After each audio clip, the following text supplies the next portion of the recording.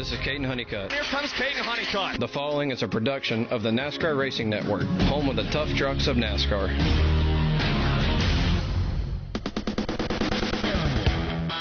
Heading into tonight's NASCAR Craftsman Truck Series race here at Nashville Superspeedway, things are starting to tighten up at the top of the point standings, with Caden Honeycutt on the strength of a win and 8 top 10 finishes in the first 10 races, leading Lane Riggs, last week's Charlotte winner, by just 11 points, and the battle will heat up tonight in the Allegiance 200 here on the NASCAR Racing Network.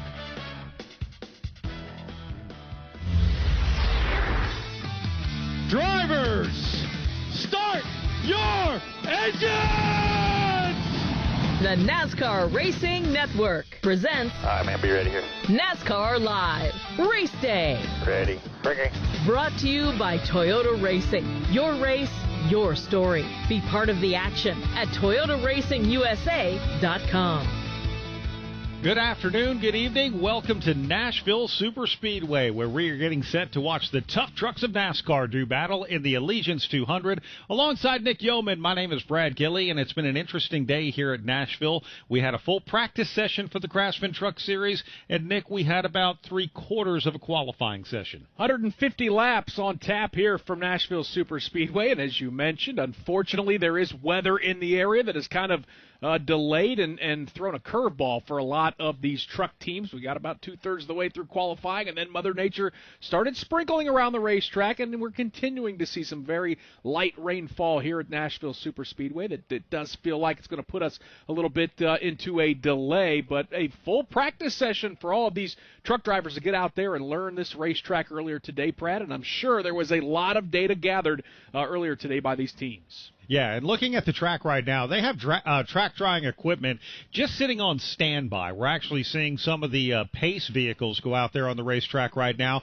The good thing, Nashville is an all-concrete surface. Concrete dries much faster than asphalt, and basically I don't want to say we're in a holding pattern, because just saw an email where they're still talking about pre-race ceremonies. What they've elected to not do was pull the entire pre-race stage out onto the front straightaway and go ahead and send the drivers directly to their trucks, which we can see happening in the infield right now. A lot of activity down there with the trucks getting ready to race on pit road. Right now, the minute-by-minute schedule tells us that everything is still on time to get the green flag when it was originally scheduled, so we're going to remain hopeful with that, Nick Yeoman. It is the 11th race of the season for the NASCAR Craftsman Truck Series, and just 5 to go after this, Brad, before the chase cutoff for all of these drivers, so it is certainly time to start counting those points if you want to have a chance to run for the championship. So plenty on the line tonight here in the Allegiance 200 as we look down on pit lane. A lot of folks walking around. Unfortunately, though, we do have the covers on those trucks. So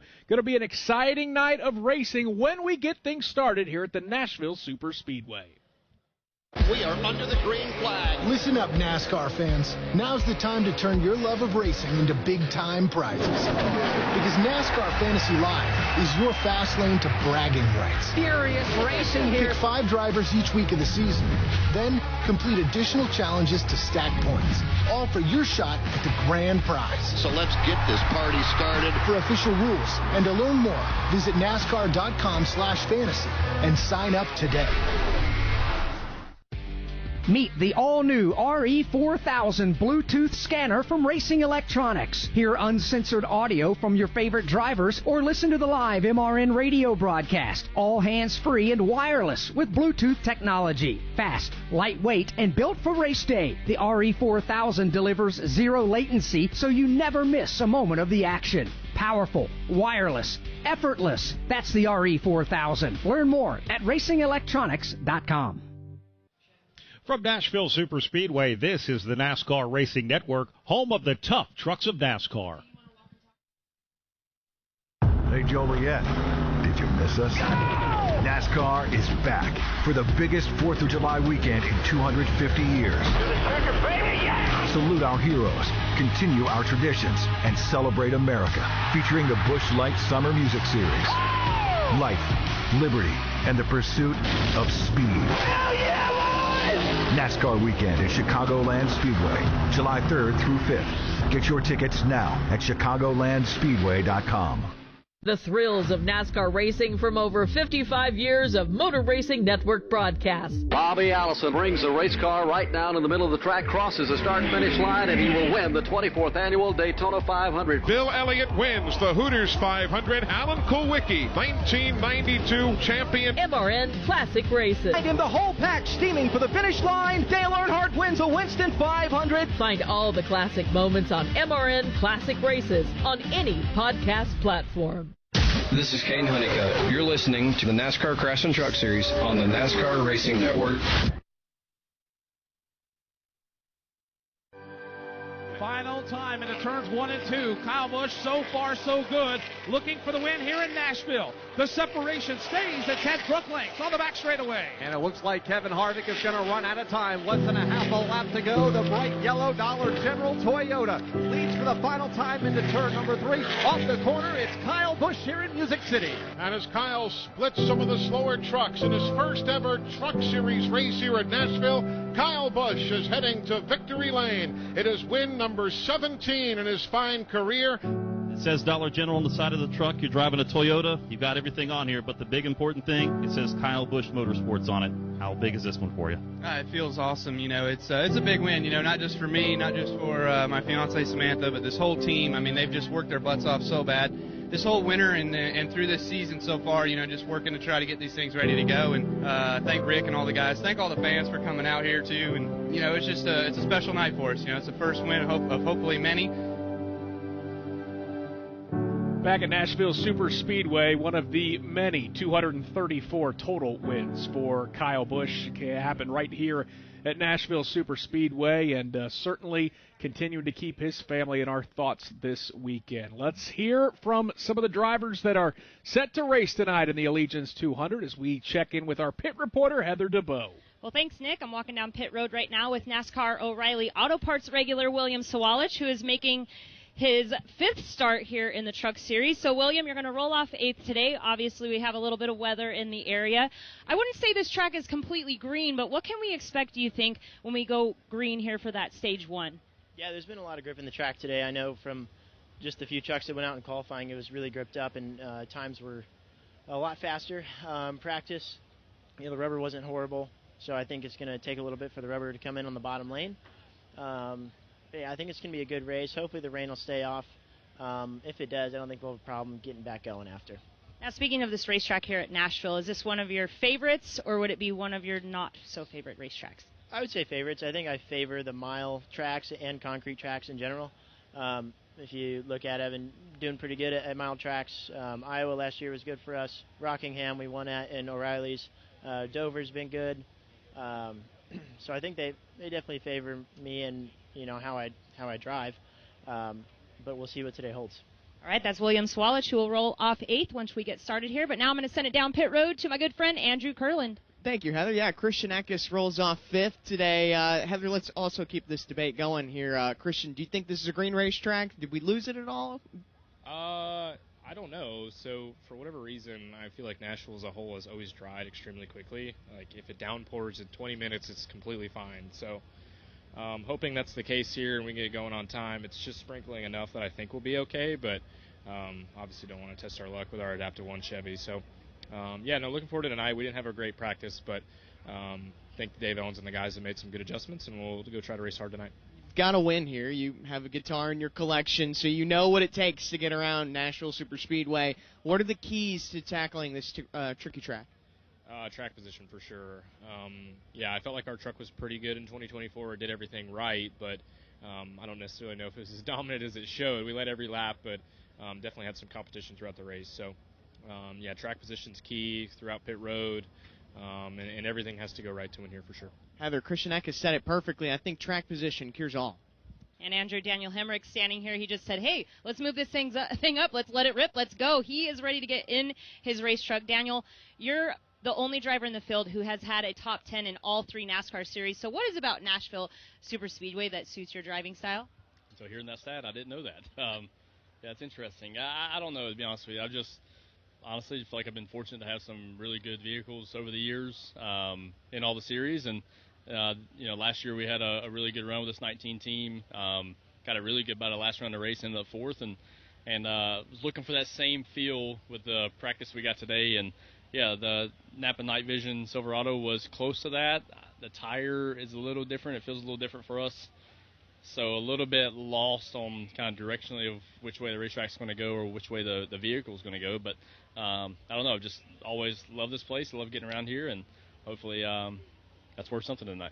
When we look at the point situation, you guys in 7 races have moved up 10 positions in points. So how do you carry that momentum through tonight's event as well? I don't know. Anybody that really knows me knows I'm not really big on the momentum or any of that stuff. I think you show up and you prepare whether you get a result or you don't. The result is not the kind of deed that sets everything, in my opinion. So, yeah, I mean, we obviously left a ton of, you called it points on the table the first handful of races with just some stuff that was self-induced and stuff that could have been avoided. And then we've done a good job of just keeping ourselves in the game the last handful of weeks. So, yeah, you've got to do that. These truck races are so short. You can't lose tons of spots on pit road. You try to minimize the little mistakes, and the more and more we execute on all those aspects, yeah, you'll see us being a part of the mix. So hopefully there's more of that to come here tonight. All right, that's Daniel Hemrick, who rolls off 10th tonight. Andrew? Thanks, Heather. Yeah, Tanner Gray rolls off 9th. You finished 8th at Charlotte last weekend. A lot of momentum. How do you keep that rolling tonight in Nashville? Yeah, I mean, I think, obviously with qualifying, getting rained out, and finishing well at Charlotte, that's kind of carrying over here. So, yeah, having a good starting spot. This place is it's tough to pass, especially for us. Like, I don't feel like we run enough laps to really widen it out enough. So, yeah, it makes it difficult to pass. Dirty air is tough. But, yeah, good starting spot. Be solid on pit road all night and just, yeah, try to maintain each stage, try to get a couple on pit road, and, yeah, just execute. Well, that's Tanner Gray, and more pre-race coverage coming from Nashville Superspeedway right after this. The NASCAR O'Reilly Auto Parts Series races here. The Motor Racing Network. Side by side into one. Zilich trying to get the advantage up high. Puts the squeeze on Eric Almirola. Connor Zilich by half a car length off Group 2. We have you covered from the green flag to the checker. Connor Zilich to the lead, but they're 4 wide behind him. The voice of NASCAR. Here comes Jesse Love to the start-finish line. He'll win at Phoenix. The NASCAR O'Reilly Auto Parts Series races on the Motor Racing Network. Looking for weekly motorsports podcasts to stay up to date on what's happening on and off the track? The Motor Racing Network is the place. Hear from NASCAR crew chiefs on MRN Crew Call. All the happenings from regional touring series and local tracks on NASCAR Coast to Coast. Sprint Car Talk on Winged Nation. NASCAR history on MRN Classic Races. And hear from the drivers on NASCAR Live. MRN podcasts available on MRN.com, YouTube, or your favorite podcast platform. Our pre-race coverage tonight is brought to you by Toyota Racing. Your race, your story. Be a part of the action at ToyotaRacingUSA.com. From Nashville Superspeedway, this is the NASCAR Racing Network, home of the tough trucks of NASCAR.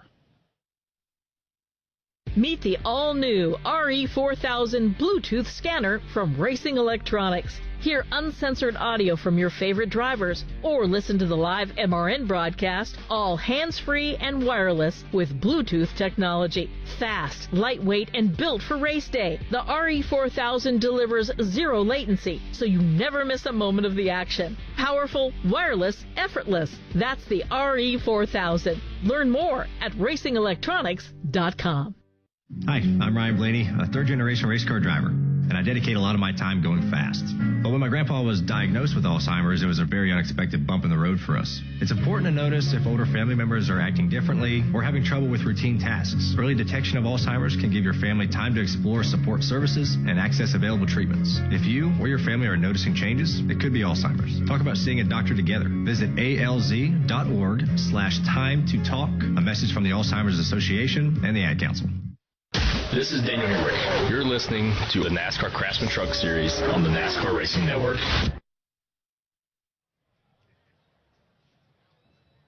Welcome back to Nashville Superspeedway for tonight's running of the Allegiance 200 alongside Nick Yeoman. My name is Brad Gilley, our two pit reporters, Heather DeBow, and the man we go to now, Andrew Curlin. Yeah, Ben Rhodes and I, we were just talking about the differences between Nashville and Charlotte. You said this is child's play comparison to the bumps at Charlotte, but what does specifically turns 3 and 4 look like from your perspective with that bump in the tunnel? Yeah, it's really, like, compared to Charlotte, man, Charlotte is rough. This place has really just one big bump right on the bottom. If you really apex the corner right where the tunnel's at, the bump can upset your truck if you're unprepared.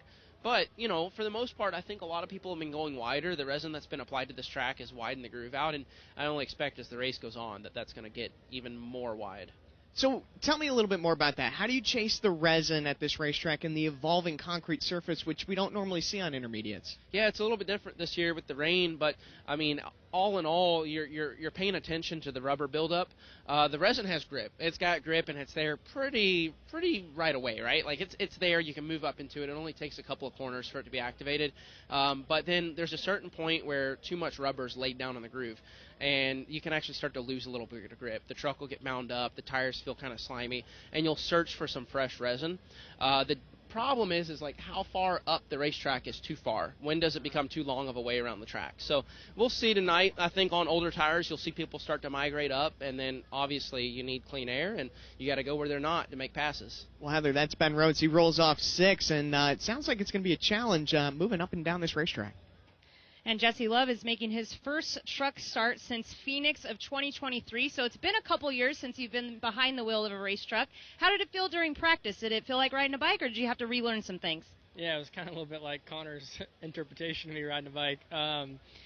It's interesting, right? I didn't get any sim time because it was kind of a last-minute deal. However, you know, I kind of knew that going into it. Making speed off the truck was going to be a little tricky. But I would, you know, learn from that and then fix it for hopefully qualifying, which didn't happen, or the race. And then, yeah, I thought that parts of the run in practice we were really stellar, and then other parts we were maybe chasing rubber getting laid down or heat cycles on tires and fuel burn off. All these things make you really tight. So, yeah, I think we have me and Chad Walter have a pretty good idea about how the track's going to trend and what our truck needs to make some speed. So, obviously, you know, we might not finish this race tonight, but I think that we're going to have a pretty good shot at it. You spoke about how the racetrack is going to trend. How do you chase the track here? What is the key to that at Nashville? Yeah, well, I think, you know, taking practice and learning from that, right? And what practice showed us was that the track's going to tighten up, and as the rubber gets laid down, that's going to magnify that. Even if you start off a little bit free, and the track's pretty slick when it's clean, and heat cycles on tires, fuel burn off, things like that are all going to tighten you up a good bit. So I think that you're going to have to start off pretty much on the really on the free side, and it's going to be about managing how loose you can kind of start but still make speed firing off to be good at the end. All right, that's Jesse Love, who will be running double duty this weekend, but he's going to start third for tonight's race. Andrew? Yeah, and I'm with the guy who's starting fourth, Gio Ruggiero, and you finished 5th last week in Charlotte, 4th in the points. A lot of good things going for you. What's your head at going into tonight here in Nashville? Yeah, I feel good. I feel cool, calm, and calculated. So I think we got a really good truck. Obviously, unfortunately, we didn't get to qualify, but still a good starting spot for our 17 Tundra. I think it's going to be a good race tonight here in Nashville. I just got to stay up front and keep that good track position and keep the clean air on my nose, keep all the fenders on it, and be there at the end of the race. It's 150 laps. You said cool, calm, and calculated right now. How do you stay that way from behind the wheel when it's kind of a sprint here tonight? Yeah, I'm locked in. I just I took a bunch of caffeine today, and I'm feeling good, honestly. That's fantastic. That's fantastic. And you're telling me a little bit more about your workout regimens. What you got going on? Yeah, just lifting weights, doing some cardio, a little bit of everything, trying to stay fit, stay in shape for these races. You know, it's pretty humid today, so yeah, just gotta stay calm. Really, it's all mental, and just stay calm and be focused at the end of the race when it matters on those final restarts.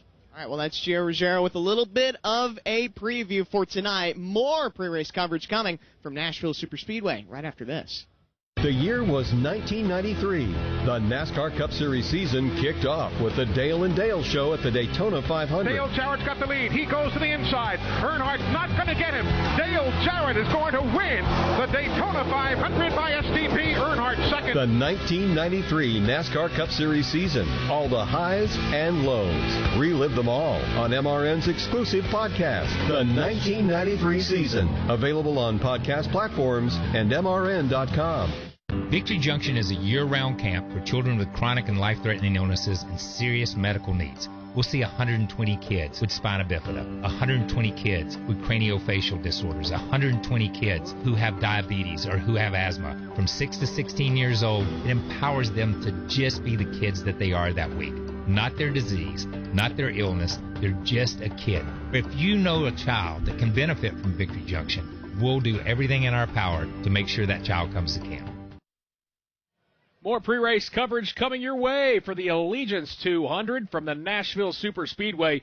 This is the NASCAR Racing Network, home of the top trucks of NASCAR. NASCAR fans, iRacing Studios brings you NASCAR 25. Race hundreds of the biggest stars of the sport on top tracks from Daytona to Sonoma. Start your career in the ARCA Menard Series and work your way up to Cup while managing team members, sponsors, and more. Or compete online with NASCAR fans around the world. NASCAR 25, available on PlayStation, Xbox, and PC. Head to NASCAR25.com to buy now. Love sprint car dirt track racing? Check out the Motor Racing Network's Wing Nation with Steve Post, Ashley Stremme, and the First Lady of Dirt Racing, World of Outlaws winner, Aaron Evernham. Each week, Wing Nation goes in-depth with the stars of local tracks, high-limit racing, and the World of Outlaws. Check out Wing Nation interviews on the Wing Nation Facebook page, YouTube channel, or follow along on Instagram or X at Wing Nation. Your go-to for sprint car talk, Wing Nation. This is Corey Hine. You're listening to the NASCAR Craftsman Truck Series on the NASCAR Racing Network.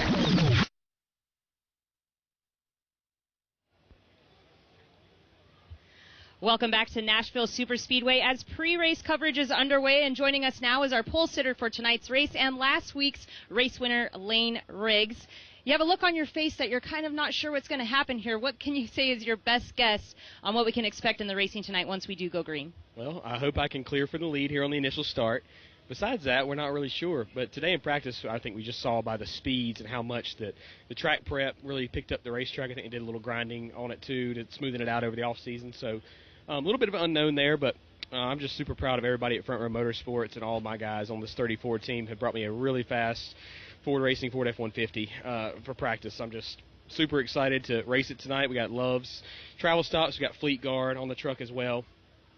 I just have a lot of confidence in the speed that we had in practice. I feel like we've always been a top 3 truck here every time we've raced here, but today in practice it just felt miles better. I don't know if that's just the grip or what, but it looked like the lap time showed as well compared to the field. So, yeah, I'm hoping for a walk-off win tonight like I always am, but starting up front with a track that the clean air means so much is really important. I've had to look at my dad's 3 guitars in our basement all my childhood, and I've always wanted one of my own, so why not do it tonight? All right, Lane Riggs is going to be in search of that guitar to be just like his dad, and he will lead the field to green here tonight, guys. Appreciate that, Heather. No doubt. Lane Riggs was secretly hoping qualifying was going to get rained out. Right. He admitted that to all of us in the media center earlier today. Brad got his wish, has that track position, and certainly fresh off of that win at Charlotte last weekend, going to look to try to go back-to-back tonight. Yeah, and what a great win for him at Charlotte. You know, I really feel for everyone who, you know, we just had a lot of weather delays, and from the race fans to the industry to everyone else. But for the Craftsman Truck Series, they literally rolled off a pit road and were about to go green as scheduled Friday night, and that's when weather came in. Came back on Saturday morning to reschedule for an 8 a.m. race. Weather was still there. We tried to run it then Saturday night after the O'Reilly Auto Parts Series race, too much fog and weather, and they had to wait. Finally, when we got it in Sunday, it was awesome. They had a nice, clean racetrack, a record number of caution flags at 11 in that race, and while it hit a time limit and was cut a little short, it was one of the most thrilling 2 hours of Craftsman Truck Series races I'd seen in a long time. And for Lane Riggs to not only pull off the victory in the University of North Carolina Charlotte 49ers colors, where he went to school right up the road from Charlotte Motor Speedway, but also just to not only get the win, but now to close in on the point standings, 11 behind Caden Honeycutt right now coming into this Nashville race. Yeah, he's had a great season so far. Of course, kicked off his winning ways at St. Petersburg on the road course and then got it done at Charlotte. All right, Brad, let's talk about some of the drivers that are going to try to deny Lane Riggs a back-to-back win. Not as much Cup flavor in this race tonight. We do have Ross Chastain who's making a start, but a lot of drivers from the NASCAR O'Reilly Auto Parts Series that are going to take place, full-time drivers in the no Moab Series. They're going to race tonight. Brandon Jones and William Sawalich, both going to be driving Toyotas for Tricon Garage. Got a rare appearance from Jesse Love driving for Spire Motorsports tonight in a Chevrolet. And how about Parker Retzloff driving that truck for Halmar Friesen Racing, that 62 truck that went to victory lane here in the Volunteer State a little bit earlier in the year when Christopher Bell was piloting it. So maybe not as much Cup flavor on the entry list. By the way, I always love in the beginning of the week checking this truck entry list because it's always kind of a mixed bag, and it's been a lot of fun this season. But a lot of the NASCAR O'Reilly Auto Parts Series drivers doing some double duty, and that adds, I think, a lot of flavor to this race tonight. I would agree. And for Rajah Caruth to be able to come in here and defend his victory from last year, I think that's a great thing. Another thing that we can enjoy, Christian Eckes, after spending a season last year with Kaulig Racing in the O'Reilly Series, is now back in the Craftsman Truck Series. 2 years ago, 2024, Christian Eckes led this race wire to wire. All 150 laps. That happened in the truck that is now Daniel Hemrick's number 19 at McAnally Hilgeman Racing. But now, of course, Christian Eckes is running the number 91, back with that organization. And, man, I really think he needs to break the seal on victory lane again. It's been closed up on him for a while. I think once he opens those gates, he's going to keep them open for a while. You mentioned his teammate Daniel Hemrick. He's had some strong runs here at the Nashville Super Speedway as well. I love this, Brad. 2023, he finished in the top 10 in a NASCAR Rally Auto Parts Series race. 2024, Hemrick finished in the top 10 in a Cup Series race. And then last year in 2025, finished a fourth-place finish in this race 1 year ago. So you mentioned it. That's a team and then an organization with that McAnally Hilgeman Racing team that is knocking on the door. We'll see what both Daniel Hemrick can do along with his teammate tonight in Christian Eckes, who has been very strong this year.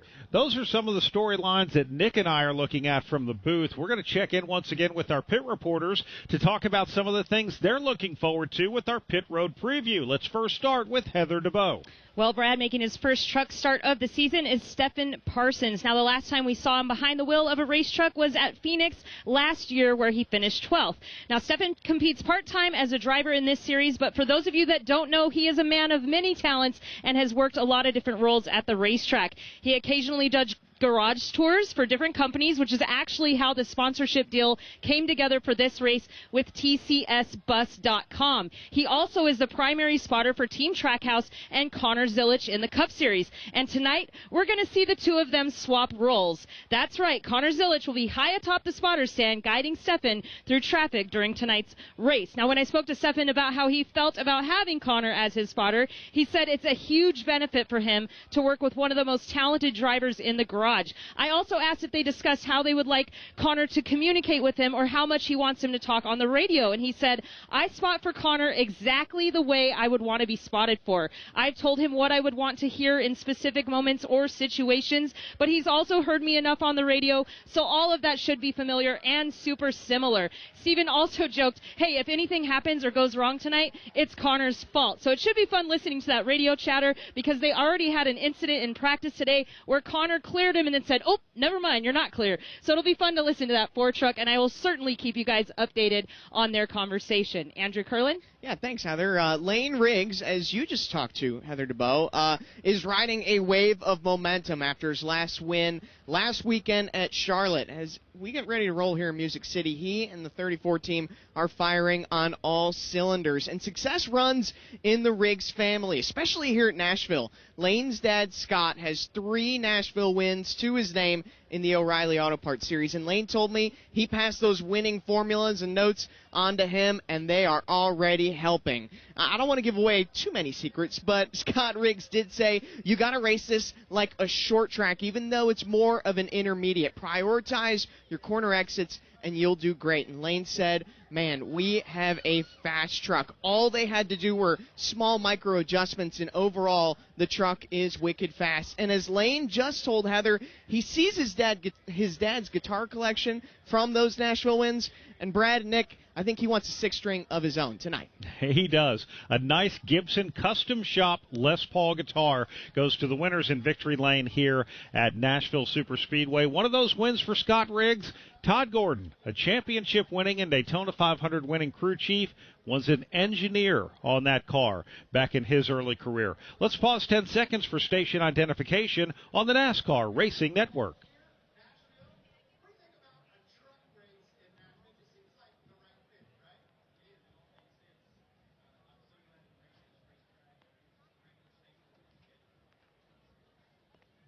When we come back to Nashville Superspeedway, opening ceremonies for the Allegiance 200.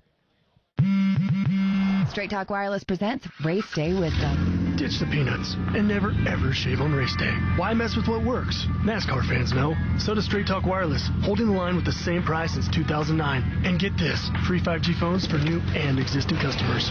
Straight Talk, an official partner of NASCAR. Available at Walmart and StraightTalk.com. Same price since 2009 applies only to base monthly price of the $45 Straight Talk plan from 10/16/09 to present. NASCAR is a registered trademark of the National Association for Stock Car Auto Racing, LLC, and is used with permission. Taxes and fees apply. Plan purchase required for offer.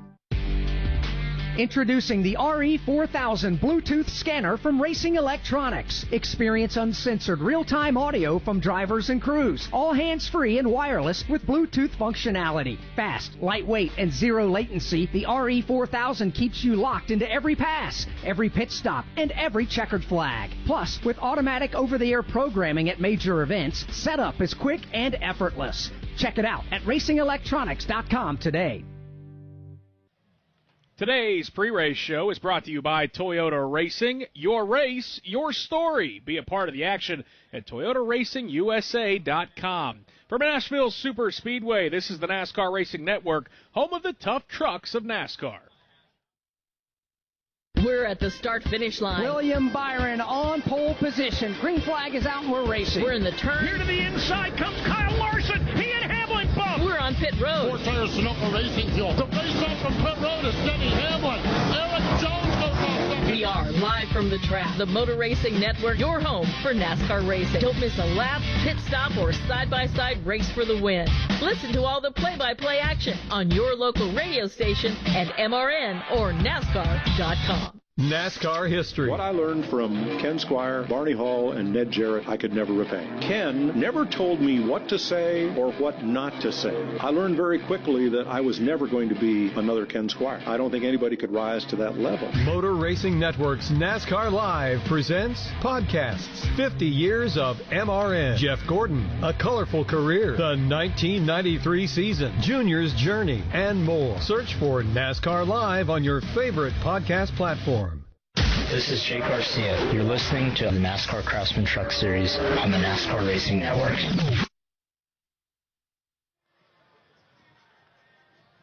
This is the NASCAR Racing Network. We are live from Nashville Super Speedway for tonight's running of the Allegiance 200, Brad Gilley, here in the NASCAR Craftsman Truck Series. A lot of excitement surrounding Music City and NASCAR. This is a popular stop, not just for NASCAR and the traveling circus that comes to town, but also Nashville, Tennessee. They love NASCAR racing, and NASCAR certainly loves Nashville. We're about to go trackside to get opening ceremonies underway. The trucks are all lined up on pit road. The drivers are getting ready to go, and we will get things started the right way here in Music City at Nashville. Ladies and gentlemen, please rise if you are able and remove your hats. And veterans, render a hand salute as the Wilson County Emergency Management Color Guard presents our nation's colors. Here to offer tonight's invocation, please welcome from River Oaks Church, Pastor Sean Myers. Would you bow your heads with me? Let's pray. Father in heaven, we thank you for all these racers here today, the teams, the crews. Would you keep them safe out on the track? We thank you here tonight that rubbing is racing. We thank you for open throttles and fast speeds. We ask you right now and thank you for the great state of Tennessee, home of the volunteers. But we recognize here tonight that the greatest volunteer is you, Jesus Christ, who voluntarily took our sins to the cross. We give you praise and glory. Bless this race. Be with the Bush family in their season of loss. In Christ's name we pray. Amen. Here to perform our national anthem, please welcome recording artist and singer-songwriter James Clark.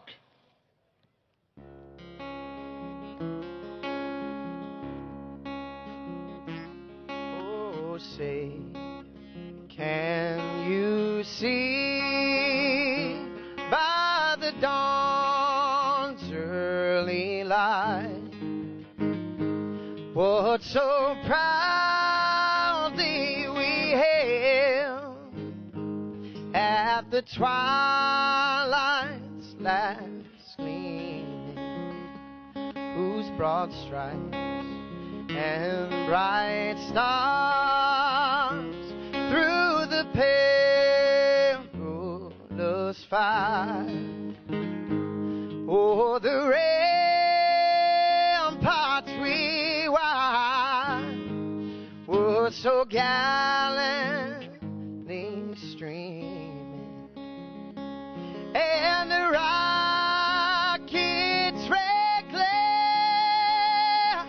the bombs bursting in air, gave proof through the night that our flag was still there.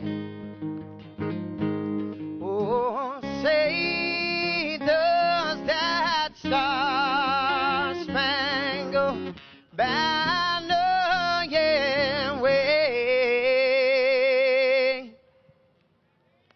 Oh, the land of the free and the home of the brave.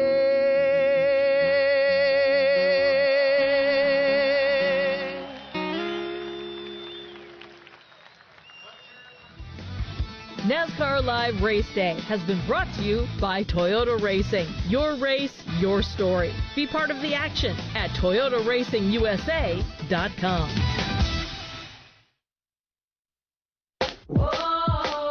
Liberty Mutual customized this song for you. Like your car insurance, it's custom to, yeah. Liberty Mutual's got the coverage that could save you money. Thanks to Doug and Limu, well now you can go and take that cruise. Liberty, liberty, liberty, liberty, yeah. Introducing the RE4000 Bluetooth scanner from Racing Electronics. Experience uncensored real-time audio from drivers and crews, all hands-free and wireless with Bluetooth functionality. Fast, lightweight, and zero latency, the RE4000 keeps you locked into every pass, every pit stop, and every checkered flag. Plus, with automatic over-the-air programming at major events, setup is quick and effortless. Check it out at racingelectronics.com today. From Nashville Superspeedway, this is the NASCAR Racing Network, home of the tough trucks of NASCAR. The thrills of NASCAR racing from over 55 years of Motor Racing Network broadcasts. Bobby Allison brings the race car right down in the middle of the track, crosses the start-finish line, and he will win the 24th Annual Daytona 500. Bill Elliott wins the Hooters 500. Alan Kulwicki, 1992 champion. MRN Classic Races. And the whole pack steaming for the finish line. Dale Earnhardt wins a Winston 500. Find all the classic moments on MRN Classic Races on any podcast platform. NASCAR fans, get ready to feel the rush. The official NASCAR Tracks app is your ultimate race day companion. From managing your event tickets to navigating with wayfinding maps, event schedules, and facility info, it's got everything you need to make your experience unforgettable. Ready, green flag, green Bring flag. your headphones and dive into the action like never before with live scanner access. Got a race to win, my man. Listen in on driver and team communications at select NASCAR Tracks. Download NASCAR Tracks now on the Apple App Store or Google Play. This is Grant Enfinger. You're listening to the NASCAR Craftsman Truck Series on the NASCAR Racing Network.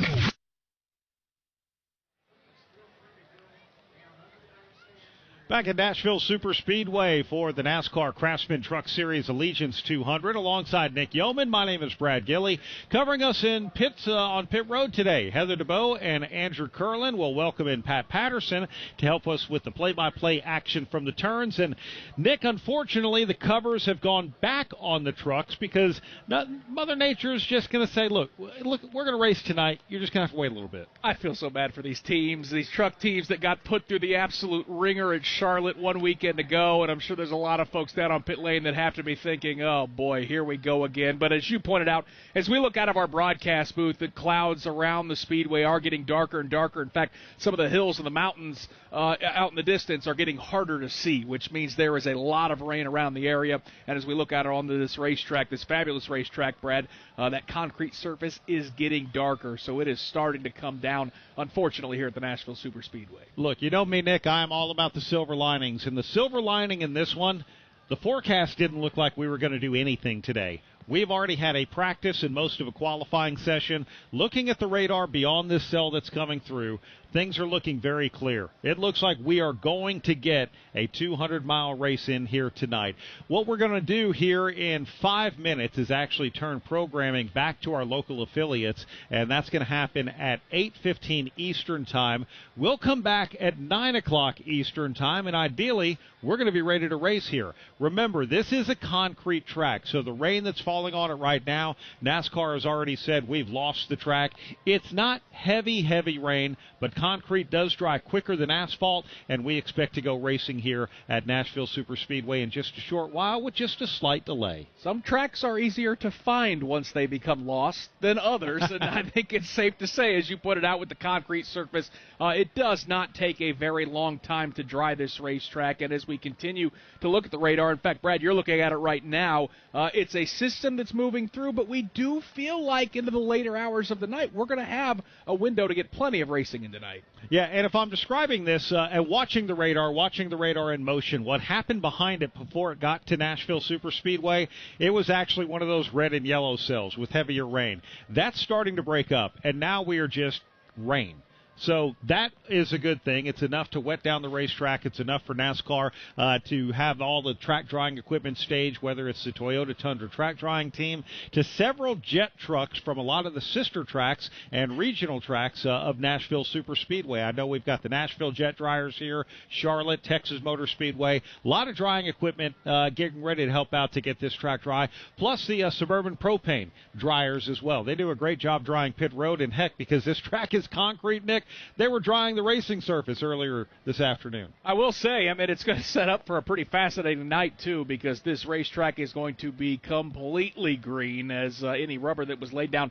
Again, they did have a practice session here in the NASCAR Craftsman Truck Series, the O'Reilly Series, Cup Series. They won't be on track until tomorrow, so there will be a lot of question marks for these teams, Brad. We talk about that concrete surface and that resin that's been laid down, and then certainly the rubber is going to be added on top of that throughout the course of the night. But, boy, when we drop the green flag, I think there are going to be some drivers tiptoeing their way into turn number one, especially throughout that first 45-lap stage as everybody tries to figure out exactly what they have. Yeah, the good thing, we look forward to a lot of great action here on this racetrack at Nashville Superspeedway, and we look forward to bringing you that here on the NASCAR Racing Network. But with this cell coming through, it's going to take about 30 minutes or so to get out of here, and we're talking maybe another 30 minutes to drive the racetrack, so we'll come back in 45 minutes and be ready to go. So we are hearing about 45 to 60 minutes until we can actually get the trucks back on the track, or I shouldn't say back on the track, on the track to drop the green flag. And that's the other great thing as well. These teams can still sit.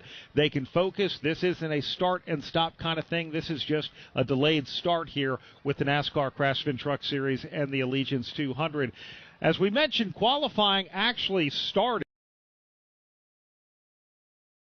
Weather came in, and we say a little bit, it was a little bit that you didn't want to send trucks out there on qualifying laps, and that ended up halting qualifying. So they're starting the lineup by the rule book, which is what they call the NASCAR metric. That's weighted 70% by the team's prior week finish and 30% by the car owner points. And Lane Riggs, well, he's second in points. He won last weekend at Charlotte Motor Speedway. He is going to start on the pole, and as we heard from him earlier with Heather DeBow, Lane Riggs is ready to go. This young man wants to take over the points lead by the time the night's over. It's the 19th truck race in Nashville Superspeedway history. The very first one was won by his father. So Lane Riggs certainly hoping to go to victory lane once we eventually go racing here. But, Brad, of course, it is a triple-header weekend. We're just getting things started. Of course, the Sports Illustrated Resorts 250 tomorrow for the NASCAR O'Reilly Auto Parts Series, and everything leading up to the Cracker Barrel 400 on Sunday for the NASCAR Cup Series. So, hey, good things come to those who wait. We're going to have to wait to get started a little bit tonight,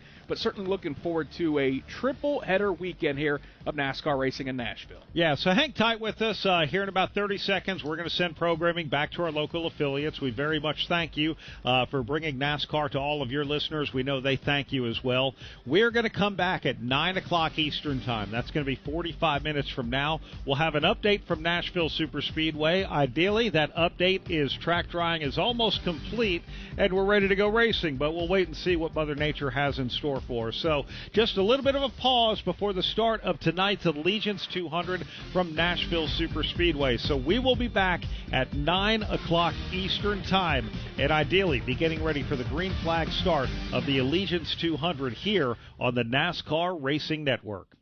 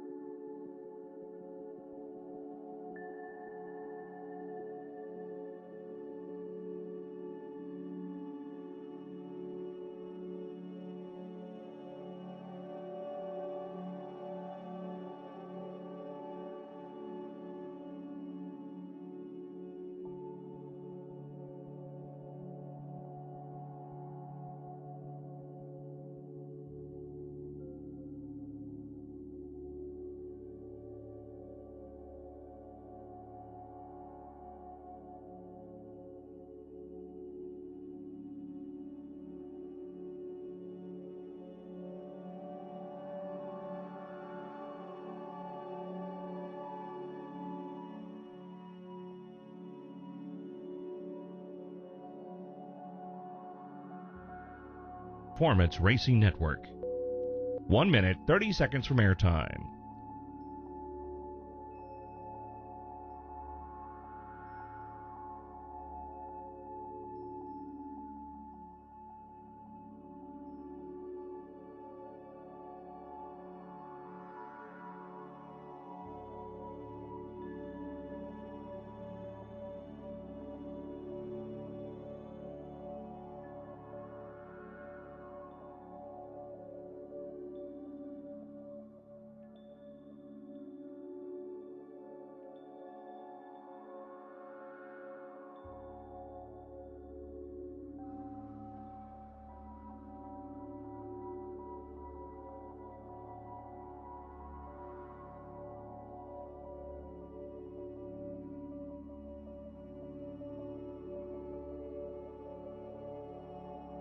This is the Performance Racing Network.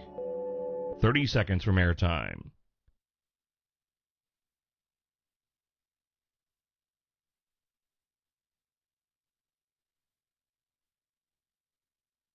This is the Performance Racing Network. 15 seconds from airtime.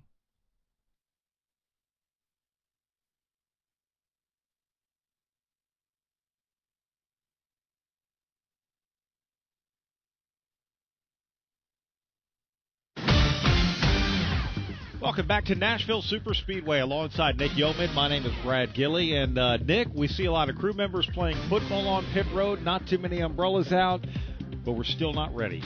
It's kind of bizarre, Brad. It's a comfortable evening here at Nashville Superspeedway. I just walked outside of the booth. It is still misting, but a lot of race fans are hanging out here at Nashville Superspeedway in the grandstands. It is not heavy rain, but there is still enough moisture in the area that we are not drying the track anytime soon. We are in a rain delay. We are just on the very edge of this cell going away before the start of the NASCAR Craftsman Truck Series Allegiance 200. We're going to send it back to our local affiliates. We'll come back 30 minutes from now and give you an update from Nashville Superspeedway to let you know where we are. I do see a NASCAR chase truck has gone out onto this 1.3-mile concrete racing surface to check things out. Well, we'll be back at 9:30 Eastern Time with an update from Nashville Superspeedway as we get ready for the Craftsman Truck Series.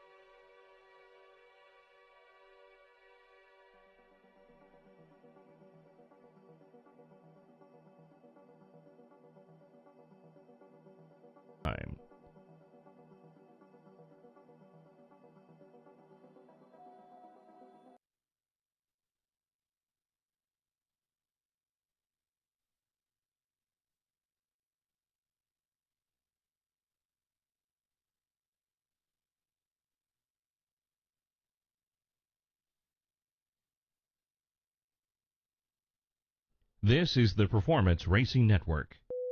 1 minute from airtime.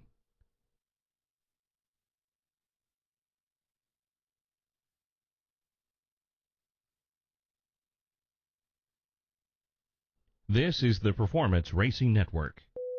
45 seconds from airtime.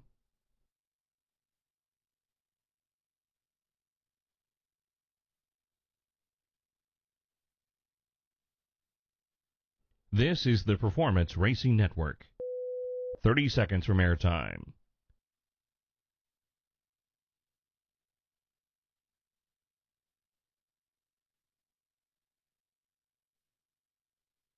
This is the Performance Racing Network. 15 seconds from airtime.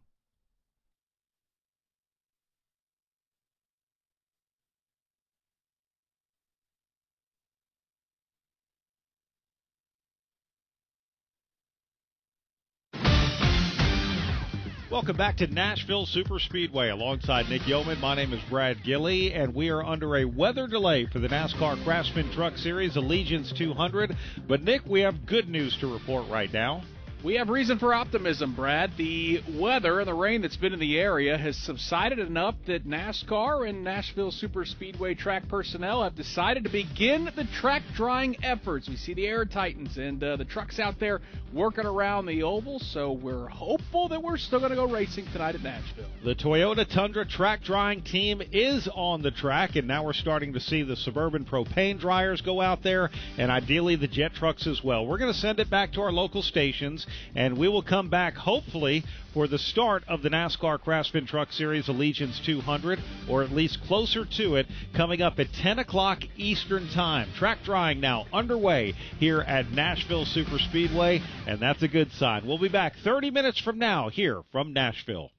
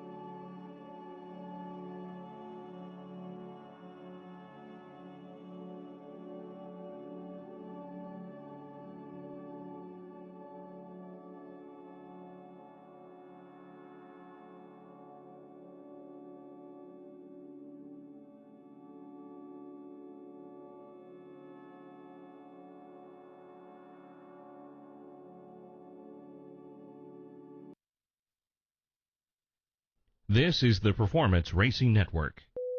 45 seconds from airtime.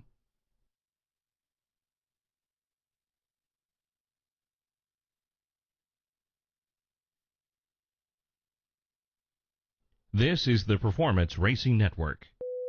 30 seconds from airtime.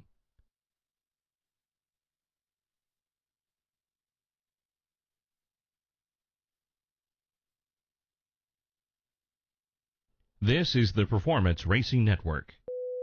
15 seconds from airtime.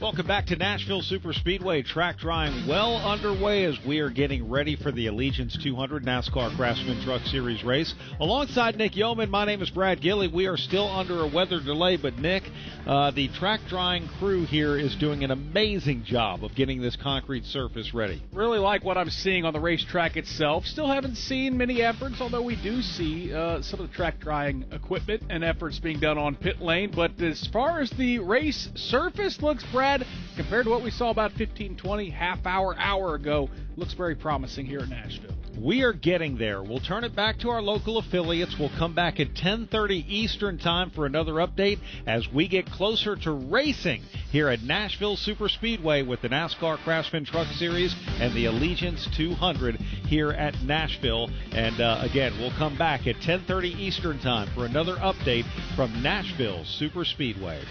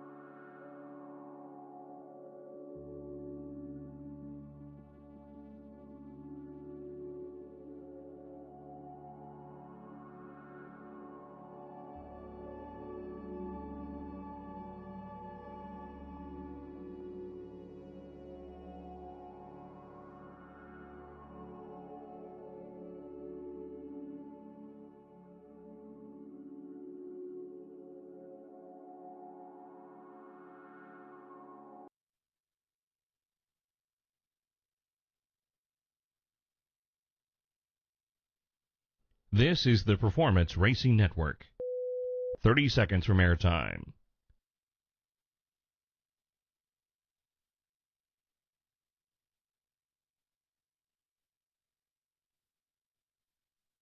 This is the Performance Racing Network. 15 seconds from airtime.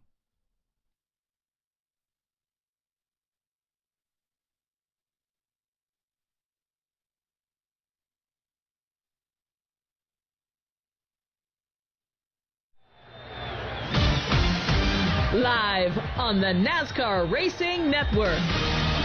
It's the NASCAR Craftsman Truck Series. Get a big thumbs up. Get ready to rock and roll and pass the race cars today, pal. Oh, boys, let's execute. Have a good day.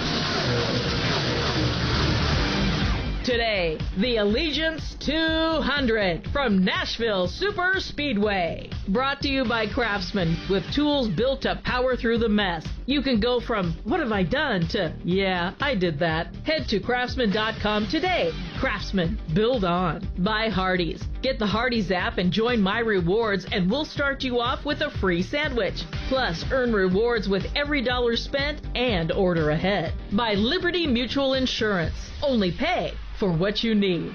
By Straight Talk Wireless, an official partner of NASCAR. Available at Walmart and straighttalk.com. And by Toyota Racing. Your race, your story. Be part of the action at toyotaracingusa.com. We are here at Nashville Super Speedway. Welcome back. Alongside Nick Yeoman, my name is Brad Gilley, and we have great news. A race that was supposed to green flag 2 hours and 10 minutes ago is getting set. Drivers have climbed back in their trucks. Track drying equipment, while still on the track, is just giving the finishing touches to this 1.33-mile concrete oval, Nick. Welcome to NASCAR Craftsman Truck Series racing way after dark. We're going deep into the night, but as you touched on, Brad, great sign. And a tip of the cap and kudos to all of the track personnel, everyone with NASCAR that's been working overtime here over the last couple hours to get this racetrack bone dry. It looks very good from where we are here at the Nashville Super Speedway. So I'm optimistic and excited, Brad, for 150 laps tonight for the NASCAR Craftsman Truck Series here at the Nashville Super Speedway. If you're just joining us earlier today, the NASCAR Craftsman Truck Series practiced and they started to qualify. We got about 3/4 of the way through, and then some inclement weather came in. So NASCAR said, we're going to cancel qualifying and we'll set the lineup by the rule book, which is essentially the qualifying metric. That's weighted at 70% on the prior race's finish, 30% on the truck owner point standings. Charlotte winner Lane Riggs will start on the pole for tonight's race. Caden Honeycutt will join him on the front row, and they did see track time, which is a great thing, Nick. They didn't get to actually go out there and qualify. Caden Honeycutt Lane Riggs was not too disappointed in that. Yeah, he knew that with the inclement weather in the area, really since the start of this day, he knew that there was a chance that if things got washed out, he would have the best seat in the house, and that is how it played out. He's going to have some very fast trucks and talented drivers around him when we drop the green flag, with Caden Honeycutt starting to his outside. Jesse Love, who's making an appearance here, and then NASCAR Craftsman Truck Series is going to start alongside Gio Ruggiero in row number 2. So, yeah, Lane Riggs has got the best seat in the house, trying to go back-to-back after that win in Charlotte. But, Brad, there are plenty of drivers that will attempt to deny him over the course of the next 150 laps. Looking forward to this. For the past couple hours, our pit reporters have been hanging out in the media center, Heather DeBow, and the man who's been snacking on Grillo's pickles down there, Andrew Curlin. Yeah, thank you, Brad. It's good to be back out here on pit road. This is where we want to be. We want to be racing tonight. Standing currently on pit road, drivers got their Hans devices on. Some are putting their helmets on. A lot of drivers I'm seeing are already buckled in and climbing into their trucks for tonight's race. One thing I do want to point out is the track drying process. It looks great. The racetrack is definitely dry. Here on pit road, there's a little bit of work to be done. Teams on my section of pit road have a lot of leaf blowers that they are currently using to dry the pit boxes. A lot of the pit boxes are still a little bit damp, so I'm assuming when we get rolling here, we're going to have some additional drying efforts on pit road just to make sure we button everything up over here. But a lot of progress being made. The energy is it's through the roof down here, guys, and I think a lot of people are excited to be going racing here tonight. Well said, Andrew, and thank you very much. And we are excited about it. You know, the crazy thing, we had rain here. It was a misty-style rain. The trucks have been parked on pit road the entire time. Underneath all of the trucks, Nick, it's completely dry. It was just enough to wet the surface of what is the asphalt pit road, but the concrete racing surface. And thankfully, this is a concrete track. It dries faster than asphalt. Yeah, it never opened up and rained cats and dogs, as they say. I mean, it never started pouring here at the Nashville Superspeedway, which obviously helped, I think, in these track drying efforts. But it has been kind of bizarre with how it's just kind of hung around in the area, whether it's sprinkling or misting. We've been turning and looking out of the booth up to the lights to get a good view of the rain, and it's been steady really over most of those 2 hours. But finally, in the last 20, 30 minutes, it let up, and we saw the track drying efforts begin to take place, and they've done a great job looking at some of our camera views, looking at down the back straightaway, bone-dry racetrack. So this thing looks like it's in pretty good shape. As Andrew touched on, once we get the cars fired and off of pit lane, that'll give the opportunity for the track drying equipment to make a couple paces and passes through pit lane. I'm sure the trucks will drive through there as well to help try to dry that part of the racetrack up. But we are very optimistic and appreciate all the listeners for hanging tough and waiting this thing out and being patient as we have been here at Nashville Superspeedway. We are just over 4 minutes away from the command to fire engines of the Allegiance 200 here at Nashville Superspeedway. Want to give a big shout-out to Allegiance Flag Company, the sponsor for tonight's race. This is an incredible South Carolina-based company. 100% of the flags that they make completely sourced in the United States. They have material made in South Carolina. They'll ship it up to another state to have the flag colors dyed. That goes back to South Carolina. They get sewn. They have parts and pieces that come from Ohio and Utah and Pennsylvania. 100% of the Allegiance flags are made right here in the United States. And, Nick, on the 250th anniversary of our country that we're celebrating this year, I cannot think of a better sponsor for tonight's Craftsman Truck Series race. No, there's no doubt, and certainly the patriotism for our country runs deep in the roots of NASCAR, and so many fans supporting not only NASCAR racing, but their love for America as well. So it's a great sponsorship. It's a great partnership. And happy to have those folks from Allegiance on board, and hope they're going to enjoy this race just like we are. Man, I'm getting excited. We're watching the NASCAR chase trucks go around the track just to make sure everything is dry. We see a couple of jet dryers at the entrance of pit road. They need to make sure that that is dry. We have a handful of the Toyota Tundra track drying team. I say a handful, really a couple hands full, because there are several of those Toyota Tundras out there. They're drying the apron at the exit of pit road. You know, when we have track drying, Nick, we look at the ribbon of asphalt or the ribbon of concrete for this weekend's race here on this track. You have to consider every place where these trucks might be going at speed, and that could be on pit road. And yes, while there is a speed limit, they're still going to be going at near highway speeds, sliding into their pit boxes. That has to be dry. When they come onto pit road, that surface has to be dry. They exit pit road and go around the apron, that surface has to be dry. But those are the finishing touches, and that's what we're working on now, and we are just over 2 minutes away from the command to fire engines. Yeah, it's such a good point. You don't want to be releasing cars through the exit lane there through turns 1 and 2. That has to be as dry as possible because you're going to have trucks going at full speed. And you talked about some of those safety trucks. We've been watching them. They've been putting in quite a few laps over the last couple hours. And when we see the pace pick up, we know that if they feel safe enough to start pounding around here, that we're getting very close as well. So it's been a great team effort by all the folks here at Nashville Superspeedway and NASCAR, and thankfully, as you pointed out, we are just a couple minutes away from firing engines here on the NASCAR Racing Network. The race here tonight, 200 laps is what we have. 150 laps is what we have to make up the 200 miles here. Stage number 1 is going to end at lap 45. Stage number 2 is going to end at lap 95, and then we go all the way to lap 150. 2 years ago, Christian Eckes led this race wire to wire. He is in the field, once again driving for McAnally Hilgeman Racing. Last year, we saw Rajah Caruth. get his second career Craftsman Truck Series victory. He is in the field tonight, and he is back with Spire Motorsports driving that number 7 truck. We mentioned Lane Riggs and Caden Honeycutt. Caden Honeycutt, the points leader, 11 points over Lane Riggs. They start on the front row. Yeah, that's exactly what you like to see. Just 2 drivers in this truck field who have won at Nashville in this series. But you do also have Ross Chastain, who won a cup race here a couple years ago as well. So some very, very talented drivers, Brad, as we are just moments away from firing engines here at Nashville. Drivers are all buckled into their trucks here at Nashville Super Speedway. They are ready to race for 200 miles here in the Allegiance 200. Window nets are going up, the final tightening of the belts. They're getting their steering wheels indexed, making sure they have their team communications with the spotters and the crew chiefs in their trucks, and they're getting ready to head off a pit road after getting the command to fire engines. And we will do that now as we go trackside here in Nashville. On behalf of the hundreds of Americans that Allegiance Flag Supply, the hundreds of thousands of American flags that are flying around this great country, and the generations of men and women that have fought for our flag. Drivers, start your engines!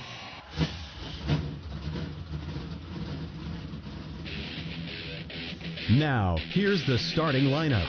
Midway through qualifying, wet weather settled in here at Nashville Superspeedway, so the lineup is set by the rule book. Failing to qualify, Tony Breidinger and Jonathan Schaefer. Starting 36, Daniel Dye, the champion container Chevrolet. Caleb Costner rolls off 35th in the lickety-loose Michael Waltrip Brewing Chevrolet.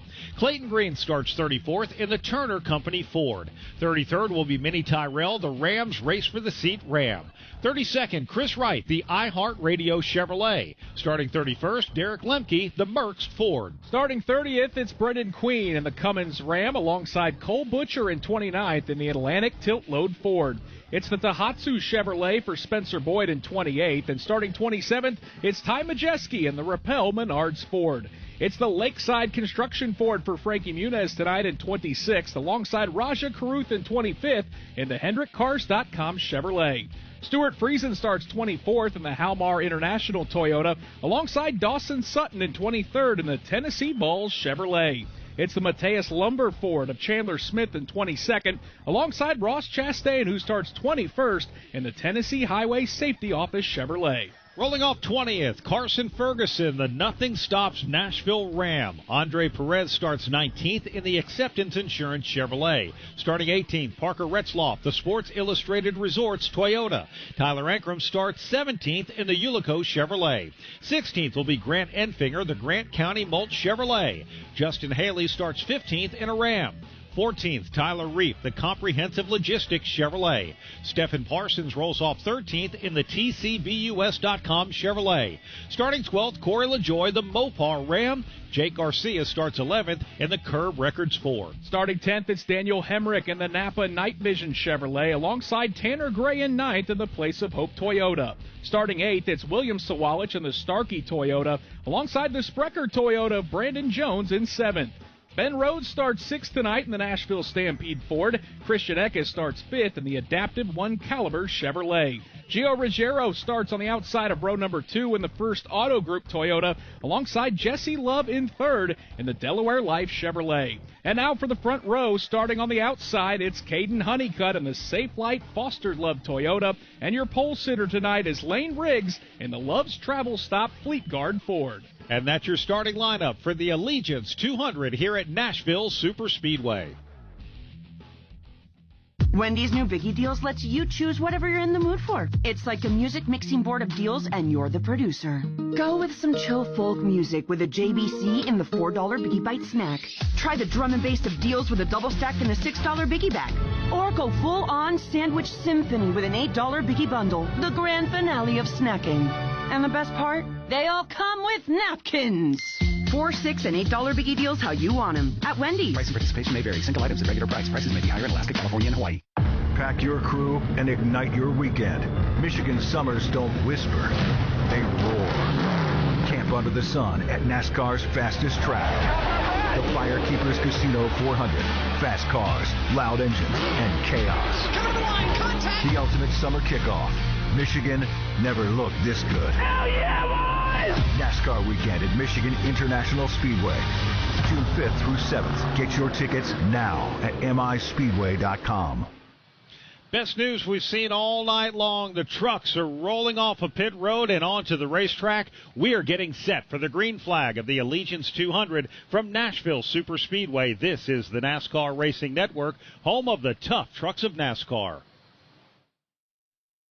Introducing the RE4000 Bluetooth scanner from Racing Electronics. Experience uncensored, real-time audio from drivers and crews, all hands-free and wireless with Bluetooth functionality, fast, lightweight, and zero latency. The RE4000 keeps you locked into every pass, every pit stop, and every checkered flag. Plus, with automatic over-the-air programming at major events, setup is quick and effortless. Check it out at racingelectronics.com today. For 250 years, America has been more than a place. It's been a promise, a story of courage, hope, and dreams.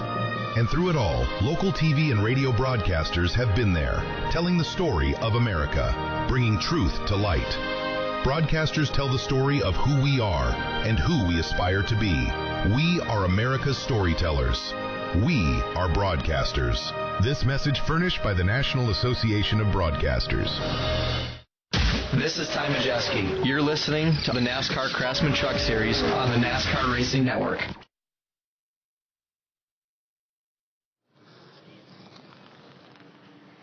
Back at Nashville Superspeedway, the trucks are rolling out onto the racetrack, making their pace laps behind the pace trucks here. And we still have some drying equipment on the track. They're doing the finishing touches, and they still need to get pit road, basically the front half of pit road from turn one to the start-finish line where the trucks had been resting. They couldn't dry that while the trucks were there. So they're going to do that, but we are under our normal pace laps. And as they do that, Nick, pretty exciting. Some of the things that we now have here at Nashville is we're about to go racing. Yeah, track is lit up perfectly. A lot of race fans have stuck it out here at the Nashville Superspeedway. They're ready to see some racing as well. This is the 11th race of this 2026 NASCAR Craftsman Truck Series season. 19th truck race in history at this fantastic racetrack. So, Brad, we are geared up and ready to go here at Nashville. Yeah, we are for sure, which is a great thing. We see the Suburban propane trucks there drying pit road. We have several jet trucks from several other tracks here, from Texas to Dover to Charlotte Motor Speedway, and the ones they have here at Nashville. We have the Toyota track drying team, the Toyota Tundra track drying team, the Elgin Sweepers, and much more. All of the drying equipment, they have done some fine work here getting this track ready to go racing with the NASCAR Craftsman Truck Series. Yeah, get the marshmallows out down on pit lane, because those jet dryers are rolling down pit lane and trying to dry up that last little bit of the racetrack. And you can see from pit entrance, they've made about halfway down pit lane, and the difference it makes just by one pass down pit lane, it is drying up nicely here at Nashville. Yeah, it is for sure. So we're looking forward to a great race tonight. Want to remind you, this is just the first of 3 racing events that we have here at Nashville Superspeedway this weekend. The O'Reilly Auto Parts Series, Sports Illustrated Resorts 250. We go on the air with the Performance Racing Network tomorrow night, 7 o'clock Eastern. The Cracker Barrel 400, 6 o'clock Eastern on Sunday with the NASCAR Cup Series. Also tomorrow at 4:30 Eastern Time, we have Cup Series practice and qualifying. We're going to bring that to you live here with the Performance Racing Network.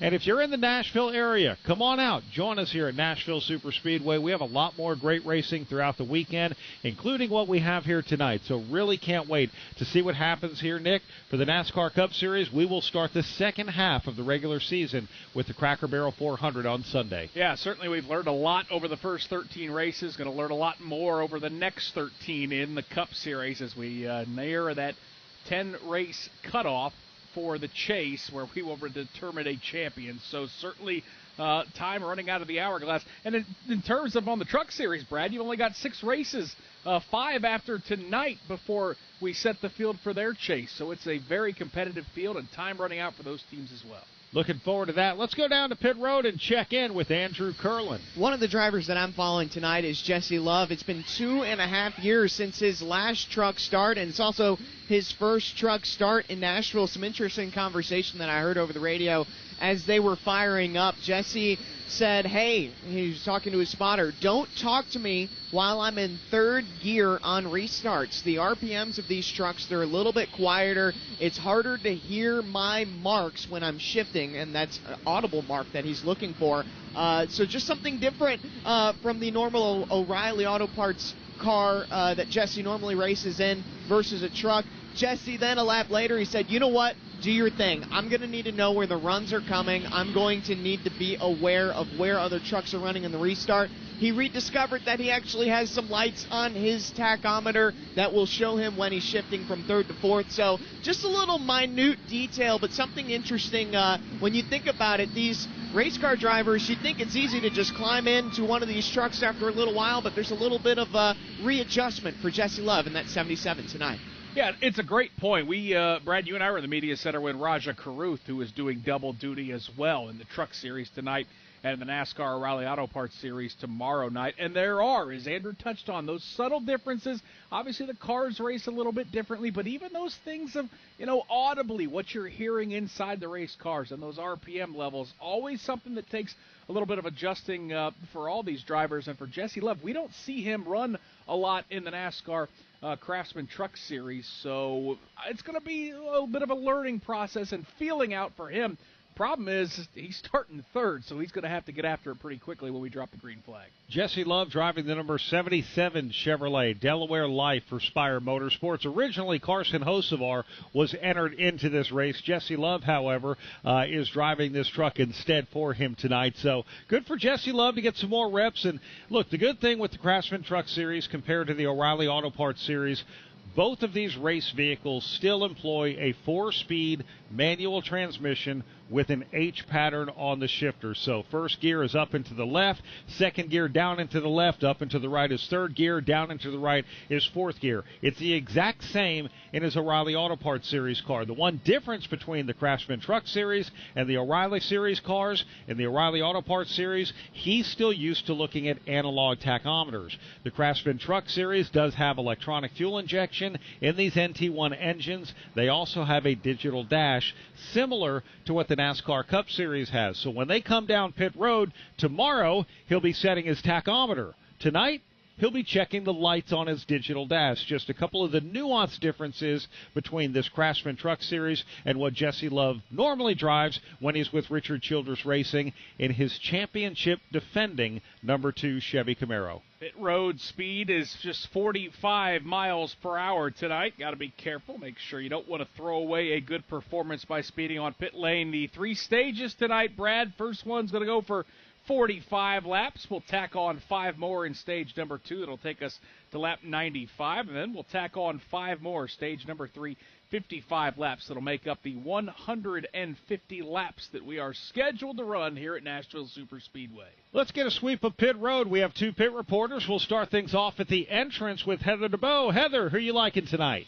Well, this driver told us during pre-race he wants to get another walk-off win. He would also like to add a pretty special trophy to the family. His father, Scott Riggs, has 3 already. Well, Lane Riggs tonight, he's going to get himself a guitar.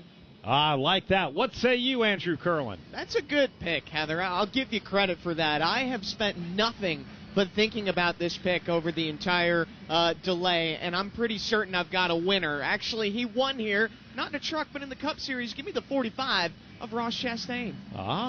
I like that. There we go. A little watermelon smash here. As Nick mentioned, Ross Chastain won here at Nashville Superspeedway back in 2023. He did it from the pole in his Trackhouse Chevy. On the Cup side of things, Trackhouse, actually, their offices are based right here in Nashville, Tennessee. Let's bring in another voice. In fact, for the last 2 hours or so under a weather delay, Nick Yeoman, Laura Beth, Ben Blevins, and I, well, we've been entertained by the wise tales of one Pat Patterson, who will be covering things up in turns 3 and 4. How you doing, Pat? I'm doing great. Happy race day, everybody. Happy race night, I should say. One word best describes this speedway, and it is unique. When it was brought online back in 2001, there were all these mile-and-a-half racetracks that had also been brought online about the same time. They wanted to make this one different, so they made the length different. 1.33, whatever it is, the 17 degrees of banking, similar to some of the mile-and-a-halves back in those days. but they made this place really, really unique when they did the two ends of the racetrack. Turns 1 and 2 are like no other. You turn and you turn and you turn and you still turn before you ever see the straightaway here, or the backstretch, I should say. It's a very difficult corner down in 1 and 2, and these guys tonight will be faced and forced with not driving in too hard. You got to find that happy medium to get around this 1 and 2. Now, once we get our sights set and we get our foot back in the gas completely down into turns 3 and 4, completely different racetrack. You got a different kind of turn. You need a nice arc down there, and the way you get out of turn 3, well, needless to say, it's got a lot to do with that great lap time. So, unique racetrack tonight. There's a lot of bumps in turn 3 where the tunnel comes into the infield. Hit it the wrong way, trouble is in your way once that happens. Same thing down in 1 and 2. You've got some bumps and some character down there. It's a unique racetrack. It's a unique trophy that we give out at the end of the night. It's a great guitar that I'd love to have one of those. We're going to hang out here. We're going to have some fun. The other thing is not unique. We got the best race fans in the world. They're sitting in the grandstand. They're ready to see some truck racing tonight at Nashville Superspeedway. Appreciate that, Pat Patterson. Have a good call up there where we are set to go racing for 150 laps in the NASCAR Craftsman Truck Series. And, Brad, I had a chance to take a look at those guitars in the media center, the 3 trophies that will be presented throughout the course of this weekend, and those things are mighty, mighty impressive. They are. These are Gibson custom shop guitars. Gibson Les Pauls are made right here in Music City in Nashville, Tennessee, and the custom shop truly makes specialty guitars. For the Cup Series, this is a 5-layer binding bound Les Paul guitar. It is a beautiful guitar. All of them have the 5-layer binding on the headstock. The Cup Series one has it all around the body of the guitar. The inlay, all in mother of pearl, says Nashville Superspeedway. All down the 22 frets of that Les Paul guitar. It is just a beautiful one for sure. Let's go back down to pit road and check in with Andrew Curlin. You know, you don't really think you'd have to be talking about fuel, especially when the first stage is only 45 laps. It's about 58 to 63 laps of a fuel window for these trucks tonight in Nashville, but it's a conversation, especially for Lane Riggs and Dylan Capello. Lane just came over the radio saying, hey, are we good on fuel with how many caution laps they're running while trying to finish up some of the track drying process? Dylan came back on the radio, said, no, we're still good, but something to keep an eye on as we continue to log laps here. Fuel may come into an issue, but I think we're going to have to log a handful of more laps just to start worrying about that. But teams are paying attention to it, guys. Thank you very much, Andrew. Appreciate that. And, of course, under caution, they can get about 2 to 3 times the mileage of what they get once they actually hammer down and put that pedal to the firewall. Last week, we had a postponed Craftsman Truck Series race. Actually, the race was postponed 3 times before it ran on Sunday morning. When it did, we had about a 2-hour time window to get the race run. It was supposed to initially go 134 laps. We went 110. But, Nick, we still had a record number of cautions for Charlotte Motor Speedway at 11. I was just looking here at Nashville Superspeedway. The record number of cautions we've had here was back in 2006. Johnny Benson Jr. won the race, 9 cautions in that one. Since then, we had a race that went 8 cautions. Ryan Preece actually won that. Ryan Preece has 2 Truck Series victories here at Nashville. So let's hope we don't reach that record. But my point is, after we come back from some of these rain delays, sometimes they want to get after it, and they're a little antsy. Yeah, that is certainly always the case. So you've been waiting around and waiting to jump back into the seat of these race trucks and start pounding around here on the concrete surface. And sometimes you forget that there's other drivers out there on the racetrack as well. And certainly with the 14 degrees of banking, Pat touched on how you really have to feather it through turns 1 and 2. It could be some hairy moments early on. So we'll hope that these 36 drivers that are set to take the green flag have a good, clean night and provide us with a really good race to talk about here at Nashville. Well, the good news is I'm looking at track drying equipment finishing up at the exit of pit road, and as they do that, they are exiting the racing and apron surface and getting back behind the wall. So they just told told the drivers to now line up 2 by 2. We're getting closer to a green flag start. 2 trucks will have to drop to the back. Mini Tyrell and his Ram, they actually had an issue with the splitter earlier, and Andre Perez, he's going to have to go to the back. They had some inspection issues. In fact, he's going to have to make an extra trip down pit road once the green flag comes out. Let's pause 10 seconds for station identification on the NASCAR Racing Network.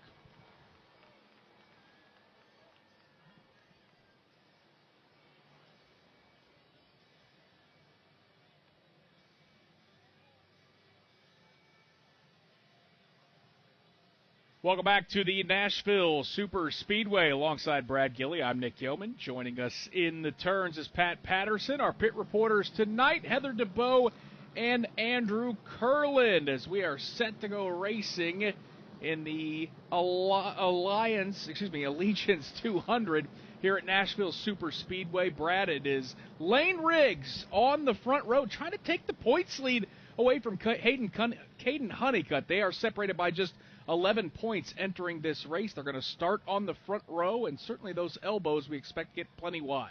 So they're going to single file the trucks again, but this is a good thing. That's because the next time by, they're going to send the full field of 36 Craftsman trucks down pit road so they can make sure they have their lights set on their digital dash. The lights that they set, the crew chiefs and engineers set these lights and say when you come down pit road speed might be, for example, 2 greens.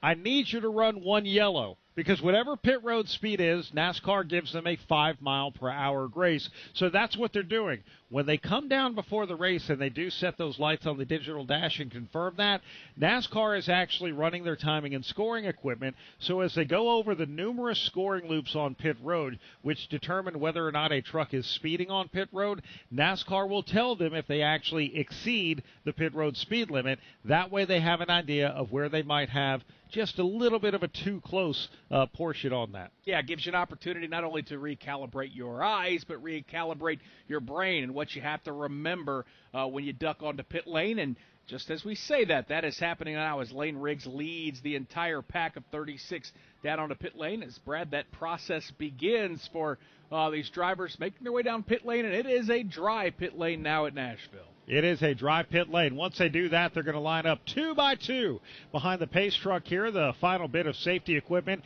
is going to tuck back into their cutouts all around the racetrack, and we will get ready to get the 1-to-go signal and go racing here in the Allegiance 200 at Nashville Super Speedway. And Allegiance, if you're wondering where does this name come from, it is a flag company, and these flags are sourced 100% and constructed 100% here in the United States, and they really do make beautiful flags. In fact, earlier in the media center, they gave a former service member, one of the media members, one of their flags, and I thought that was a nice thing to hand that off to a veteran who is now a media member covering NASCAR for many, many years. Yeah, I would say a very touching ceremony there in the media center. Of course, we're just a week removed from Memorial Day weekend, where certainly we pay honor and respect to those that laid down their lives serving our country and protecting our freedoms. So it is only fitting that we continue to fly that red, white, and blue, and to have that involved as a sponsorship here in the NASCAR Craftsman Truck Series, it is awesome. It is very awesome here. We're hearing we're going to get 2 laps to go at the line, and we will go under green flag racing here in the Allegiance 200 at Nashville Super Speedway. 36 trucks in the field tonight with our 2 top drivers in the point standings. Lane Riggs on the pole. He is minus 11 to Caden Honeycutt. Lane Riggs has been to victory lane a couple of times this year. His first win actually came on the streets of St. Petersburg when the NASCAR Craftsman Truck Series joined the IndyCar Series for what has now become just a staple on the schedule, opening the season for the IndyCar Series in St. Petersburg, Florida. And then last week he picked up another victory at his home track of Charlotte Motor Speedway. Could be a big night as well for Christian Eckes. He's going to start 5th tonight. Brad enters this race 71 points back in 3rd. This has been a very, very good racetrack for Christian Eckes. Picked up a victory in 2024, just a couple years ago. So that 91 truck is expected to be plenty racy. And then Gio Rogero's had a very quiet season as well. He's kind of lurking there, 4th in the championship points, 75 markers back, and he's got a great view of the start as well. Going to start on the outside of row number 2.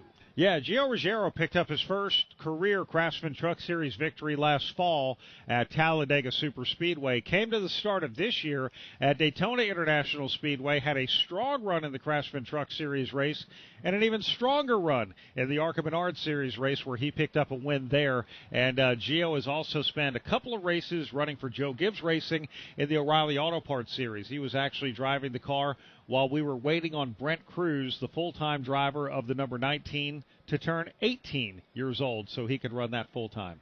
Safety truck making its way down the front straightaway as the field comes out of turn number 4. The furrowed yellow flag being displayed. Now it's going to be the furrowed green flag as we are going to see just one to go before we finally get things started here at the Nashville Superspeedway. The lights on the safety truck, pace truck, about to be shut off, and all the fans that have stuck it out here in Nashville about to jump to their feet, Brad, as we're set to go racing for 150 laps. We have waited 2 hours and 40 minutes while Mother Nature decided to treat the racetrack, and well, now that we've gotten it all dry, we're about to go racing here at Nashville Superspeedway in the Allegiance 200. A lot of excitement, as Nick had mentioned. 150 laps make up the 200 miles on this 1.33 mile all concrete surface. Stage number 1 ends at lap 45. Stage number 2 at lap 95. And the final stage of the race, the one that pays the most points and the money, that is lap number 150. And Pat Patterson, they are lined up right behind that caution truck. And, man, we are getting ready to go racing here in Nashville. Yes, we are. And the field begins to tighten itself up as they all begin to bunch up behind that pace vehicle. They know they're going to get the green this time by. They ride right in front of the Nashville Superspeedway logo down the backstretch here and head off into turn number 3. All the belts are tight. Everybody's checked that radio to make sure it works. We're about set to go. Here's how the top 10 will fire off. Daniel Hemrick lines up beside Tanner Gray in row number 5. Row 4, William Sawalich alongside Brandon Jones. Row 3, Ben Rhodes and Christian Eckes. Row number 2, Gio Ruggiero alongside Jesse Love. And bringing us to green tonight here is Caden Honeycutt and Lane Riggs. Here goes the pace vehicle, going to make that hard left-hand corner, and the field is headed to the start. They'll be watching the flag man. We're about to turn them loose in the Music City. 1 and 2 in the points. Riggs and Honeycutt going to bring us to the green flag as we are set to go racing at Nashville Superspeedway. Green flag is in the air. It's a quick acceleration for Lane Riggs. Brad, he'll lead the field into turn 1. Lane Riggs will clear the front. He goes up the racetrack right in front of Caden Honeycutt to take away the advance of Caden Honeycutt as Lane Riggs now pulls away. Caden Honeycutt files into second. Third, we've got that number 77 of Jesse Love. Honeycutt didn't get a very good start at all. Lane Riggs really got off in a good way as they exit turn 4. It's Lane Riggs leading them back. Lane Riggs with about a 4-car length advantage over Caden Honeycutt. Jesse Love got challenged by Gio Ruggiero for third. Ruggiero's now going to have to fend off the challenge for Christian Eckes in 1. Christian Eckes on the inside of Gio Ruggiero. This is a battle for 4 sitting right behind them. We've got some more trucks just waiting to pounce as Eckes now clears Ruggiero down the backstretch. Eckes makes that move. Ruggiero moves back 1 spot now. They work their way into turn number 3. About a 12-car separation, first back to second. Everybody fighting for the bottom of the racetrack through turns 3 and 4, but it is a healthy advantage for Lane Riggs at the start-finish line over Caden Honeycutt. Brad already has 0.7 of a second advantage. Already, and you look at the top 3, they have broken away, but there's about 10 truck lengths that separate each one of those top 3. You go back to the 4th spot, that's where you find Christian Eckes, Gio Ruggiero right on his tailgate. Yeah, call it about 2 truck lengths there, Brad, as they work their way into turn number 3. That one's going to tighten up a little bit midway through 3 and 4. Here comes the field back to the start. Gio got a nice run into turn number 3, closed it within a car length. Christian Eckes, though, stretches it back out to about 2 or 3, Brad, as they set up for turn 1. As they head to turn number 1, Lane Riggs leads Caden Honeycutt, Jesse Love. Then it's Christian Eckes, who is now pulled away in that 4th spot. Gio Ruggiero, if you look back there, actually Gio Ruggiero is now on the rear tailgate of Eckes.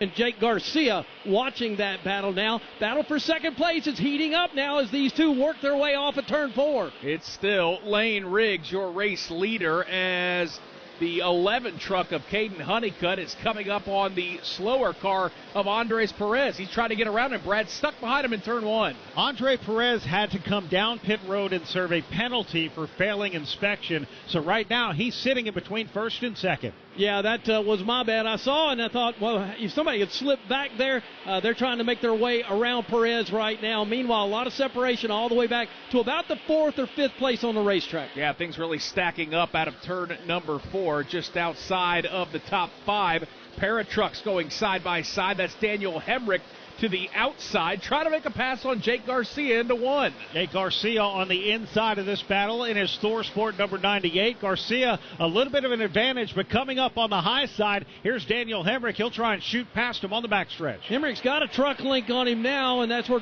Garcia will fall back in line. All single file now through the middle of turns 3 and 4. So give that spot to Daniel Hemrick. He'll hold down the 9th spot. Jake Garcia kicked back to 10th, Brad, as the leader, Lane Riggs, is already into turn number 2. A little bit behind him, you've got Stephen Parsons driving the number 4 truck. His spotter tonight, driver Connor Zillich. He's driving up to the rear tailgate of William Sawalich as they come off 2. Trying to make that move down the backstretch there as they work their way midway through the backstretch. Not able to do anything this time by into turn number 3. Everybody hugging the bottom of the racetrack in 3 and 4. Yeah, right now this racetrack is plenty green and everybody is running the bottom. We see a couple cars going side by side off of turn number 4. That's Parker Retzloff trying to pick up a spot. But Brad, right now everybody married to the bottom of the racetrack, feeling these trucks out here on lap number 7. Yeah, Parker Retzloff, as you mentioned, is driven to the inside of Corey LaJoy. This is a battle for 15th. LaJoy, however, Pat, he gets a little head of steam from the high side. Yeah, he does. Gets a good run there, and they all fall back in line about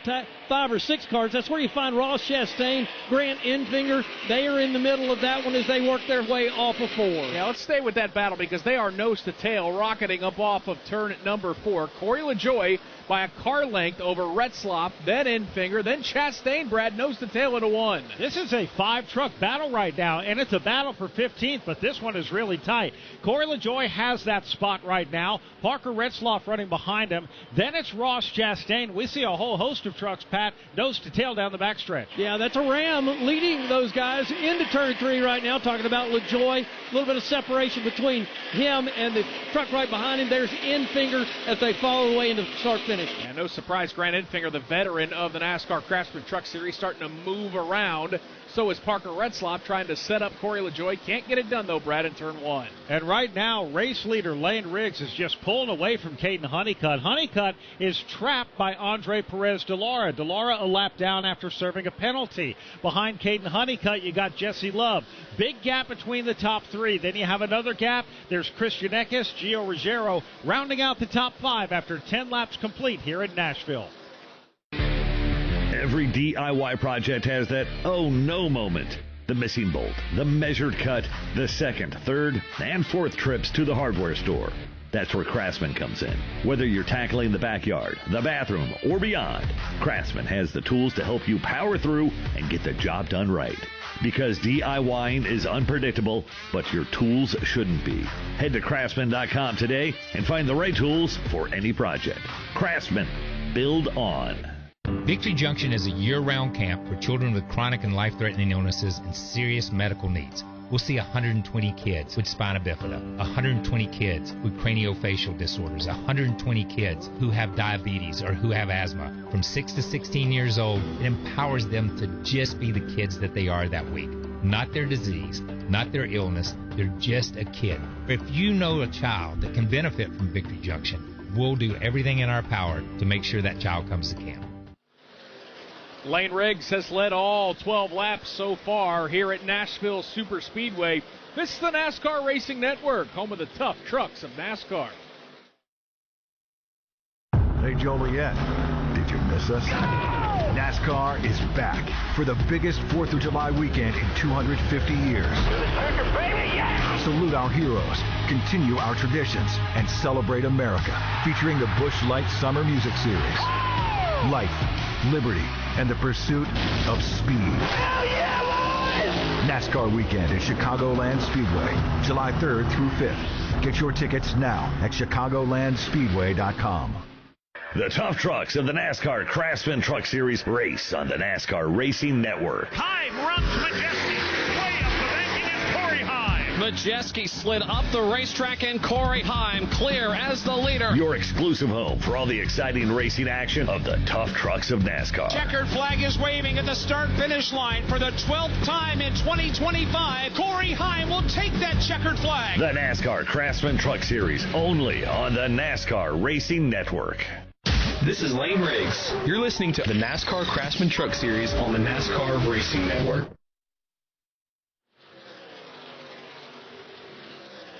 Welcome back to Nashville Superspeedway alongside Nick Yeoman. My name is Brad Gilley. Caden Honeycutt was able to get around the lap truck of Andres DeLara. Now he is trying to catch Lane Riggs. Riggs, however, is pulling away. Let's go down to pit road and get an update from Heather DeBow.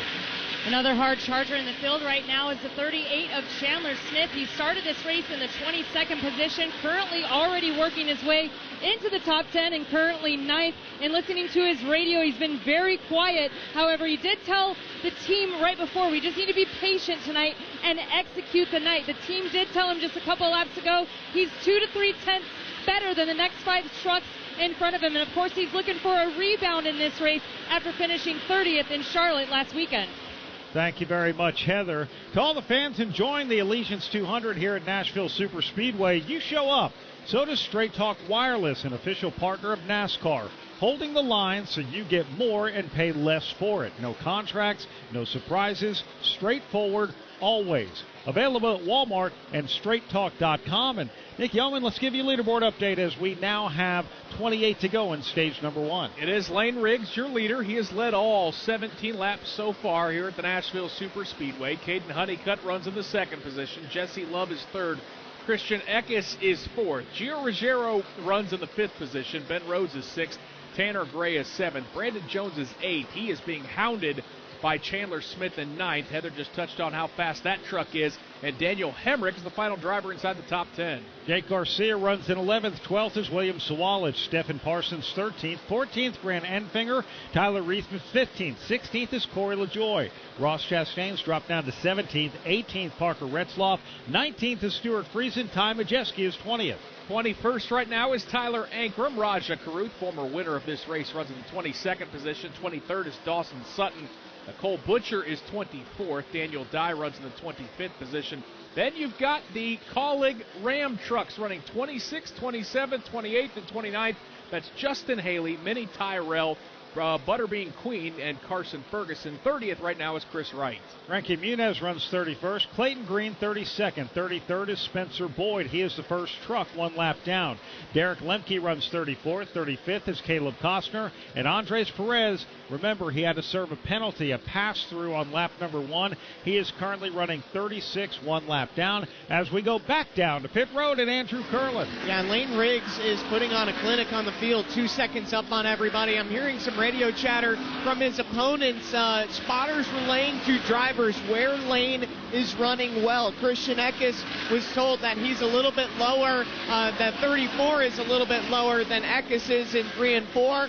Caden Honeycutt's team said, hey, Lane Riggs is shortening up the exit. You got to try that. So people are observing what the 34 of Lane Riggs is doing and trying to replicate that. Appreciate that, Andrew. Yeah, Lane Riggs is an absolute rocket ship right now, and as Heather touched on, his teammate Chandler Smith is very fast as well. He just made a move on Tanner Gray to pick up the 7th position, and now as he roars through turns 1 and 2, he will put the bullseye on the back of Ben Rhodes' Ford down the back straightaway. But boy, those front row Fords right now, Brad, really showing some strength. Chandler Smith plus 15, and Lane Riggs so far 21 laps into this race looking absolutely untouchable. That is a lot of strength. Biggest battle on the racetrack right now. Corey LaJoie is backing up through the field. Parker Retzloff is driven to his inside, Nick, as they head off of turn number 4. Yeah, it's getting really tight. We've talked about this battle around the 15th position, and they are stacked up at the start-finish line as Stuart Friesen takes a peek to the inside. Also Ty Majeski in that Menards truck, Brad, in the mix as well. Yeah, Ty Majeski wants to join this fight as they come off of turn number 2 and they head toward you, Pat Patterson. Yeah, Corey LaJoy in charge of this group. Parker Retzlaff right behind him there. Ty Majeski trying to move on Friesen. Can't quite get it done this time.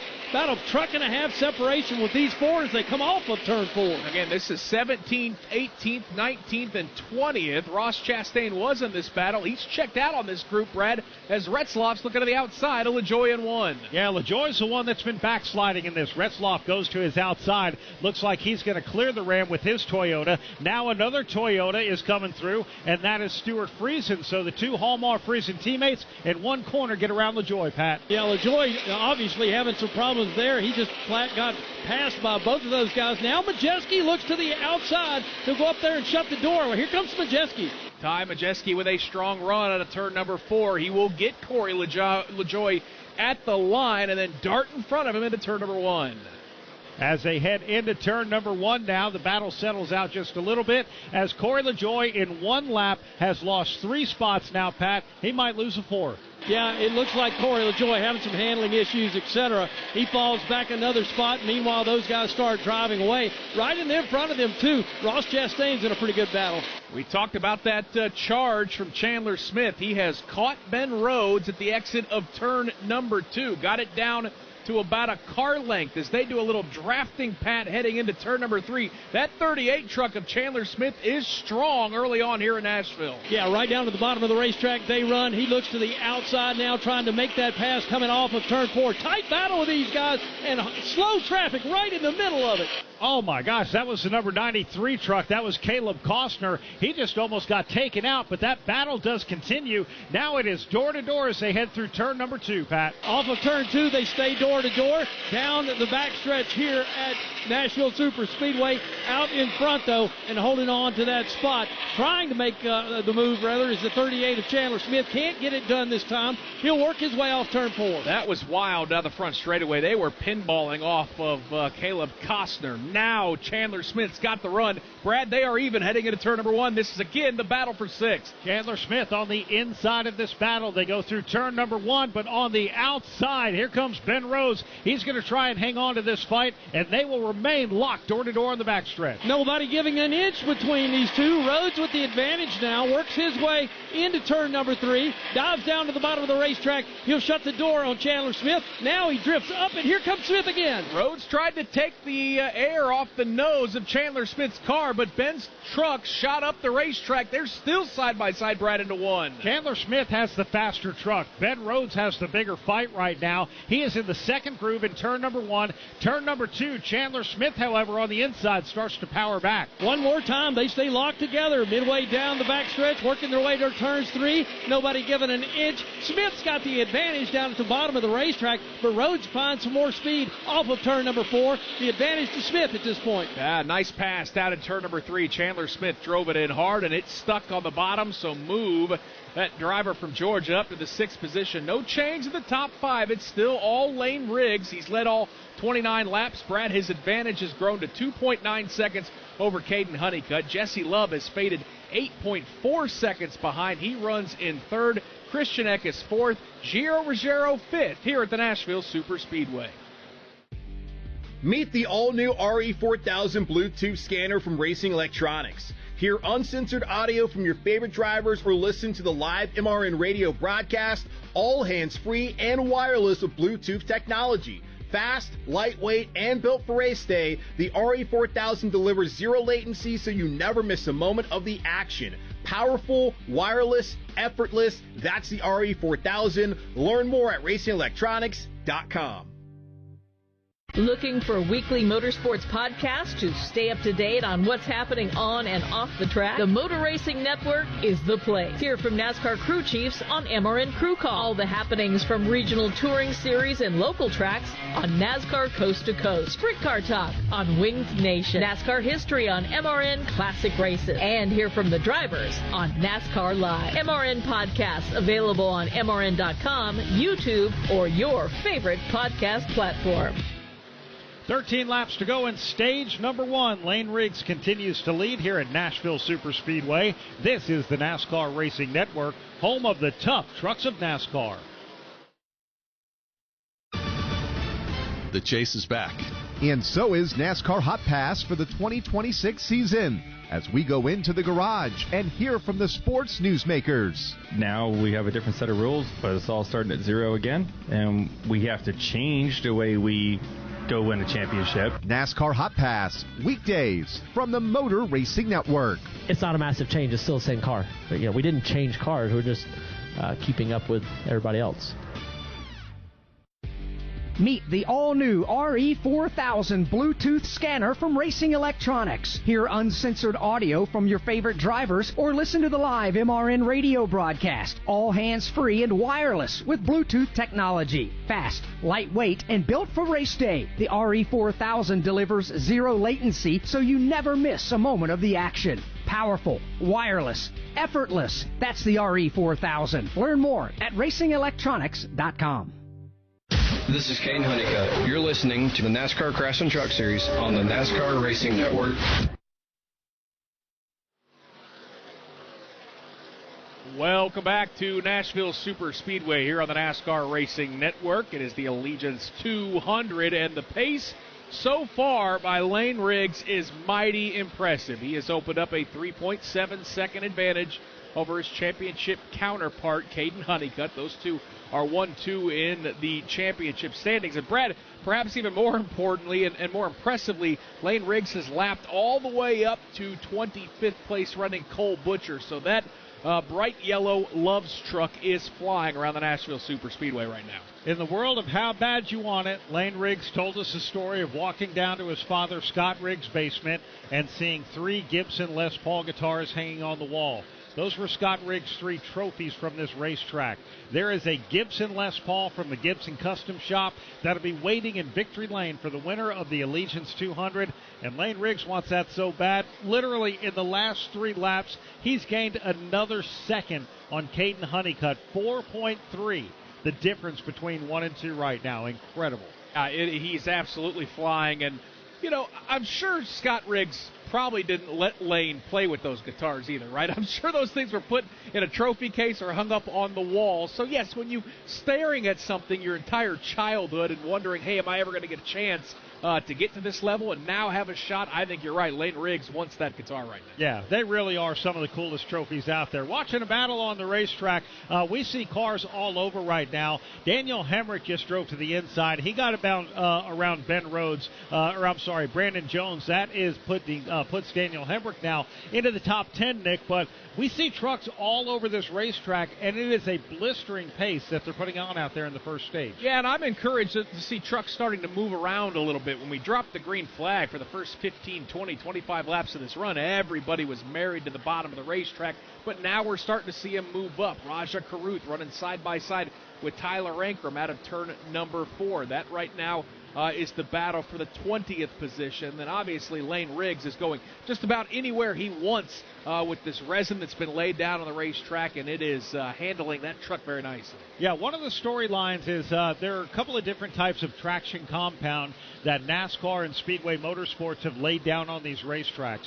There's one which is typically called PJ1. The actual product is called Track Bite. They use that at Bristol Motor Speedway. That is a true sticky traction compound that when it heats up, it will really stick those race cars, race trucks to the racetrack. The resin, that's designed more to rubber in the racetrack. While it is still a traction compound, it rubbers in. Now, if you go back 2 weeks ago, All-Star Weekend at Dover Motor Speedway, another concrete racing surface with 10 more degrees of banking, 24 degrees of banking at Dover. The track rubbered in like 20 to 30 laps. We've not seen that same rubbering in here, but a big difference at Dover Motor Speedway, nice, bright, sunny days. We're racing here at night. Takes a little longer, but Nick, to your point, you can see it happening now. I love the way that technology of the traction compound, how it's come around and really enhanced the racing, and it's only going to get better. Lane Riggs has again put Dawson Sutton a lap down in the 24th position as he roars up off of turn number 2. He's trying to put Corey LaJoie a lap down. Tell you what, Pat, with just 3.5 laps to go here in stage number 1, there is no challenging Lane Riggs. No, he is wide open, and he can do anything he wants to do. I really thought that some of this lap traffic, guys, that he was going to run into here was going to slow him down a little bit. and nothing is slowing him down. He's about to put a lap on just about everybody in the field. He's, I think, lapped up to probably about the 12th to 13th spot at this point. He's actually lapped the top. Now 22 cars are on the lead lap. Next up for Lane Riggs is going to be Daniel Dye. He's got a handful of truck lengths, but a lot of trucks racing in front of him, Nick.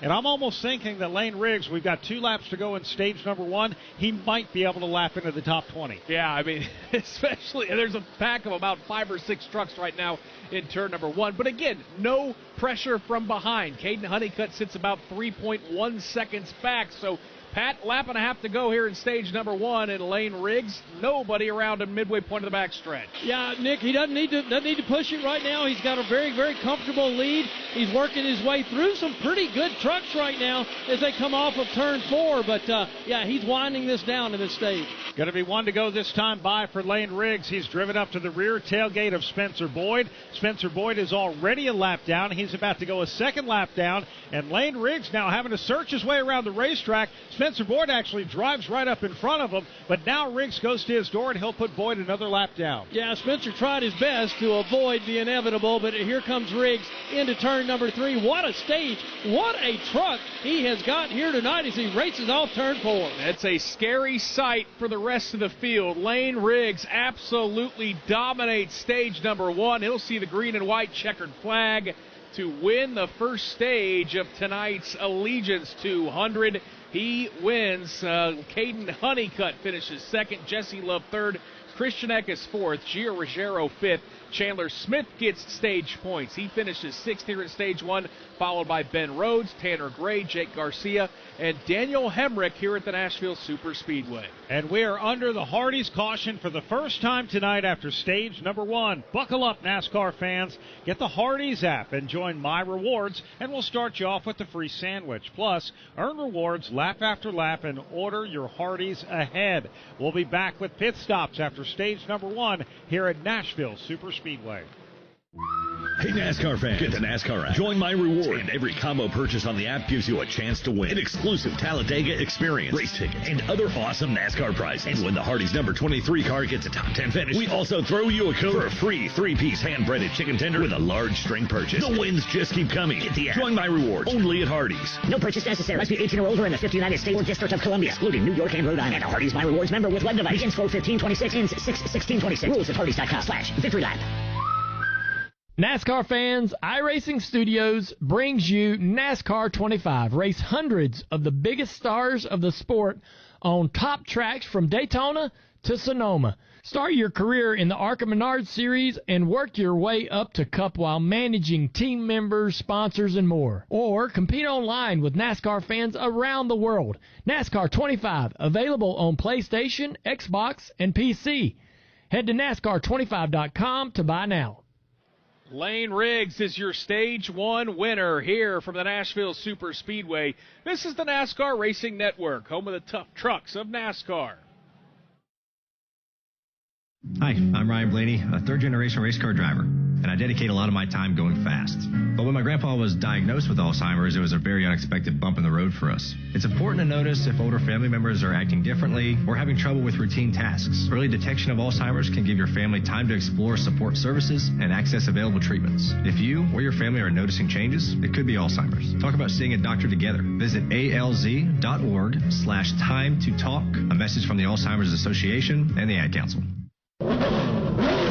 Get ready to rev your engines, NASCAR fans. The thrill, the speed, the action. You can now experience it all for free on the NASCAR channel on Tubi. All-day access to NASCAR action, streaming classic moments, iconic rivalries, and behind-the-scenes stories from the greatest drivers. Best of all, it's completely free. Stream anytime, anywhere on your favorite fast platform. No fees, no strings, just NASCAR. Find the NASCAR channel on your streaming device and start watching today.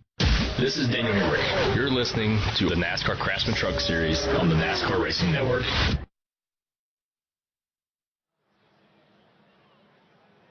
Back at Nashville Superspeedway, Lane Riggs has just earned his 9th career stage victory in the Craftsman Truck Series. Pit road is closed. He'll go around at least one more time. It gives us the option, Nick Yeoman, to talk about our craftsman who's getting it done. DIY projects always sound simple until they're not. Luckily, Craftsman has your back. With tools built to power through the mess, you can go from, what have I done? To, yeah, I did that. Head to Craftsman.com today. Craftsman, build on. I'll tell you who's getting it done. It's Front Row Motorsports. Chandler Smith plus 16 to finish 6th at the end of stage number 1. And then again, Lane Riggs, his lead got as large as 4.5 seconds. Ultimately, he wins stage number 1 by 3.3 seconds. So, Brad, I think it's the Front Row Motorsports team that's getting it done right now. Yeah, and you know what? I think that's great to bring that whole organization together, because Chandler Smith, we've watched him fight hard on the racetrack to gain all of those positions as well. And for Lane Riggs, he still has 3 lap trucks as they go under the pace laps between himself and second place running Caden Honeycutt. This is a power move here. Lane Riggs came into this race 11 points down in the point standings of the NASCAR Craftsman Truck Series. Now, with this stage win, he only gains a couple over Caden Honeycutt. He's going to have to continue to work to do that. If they maintain this till the end of the race, then he will absolutely leave with the points lead, because a race win will net him 15 more points, actually 20 more points than Caden Honeycutt. Let's get an update on pit lane from Andrew Curlett.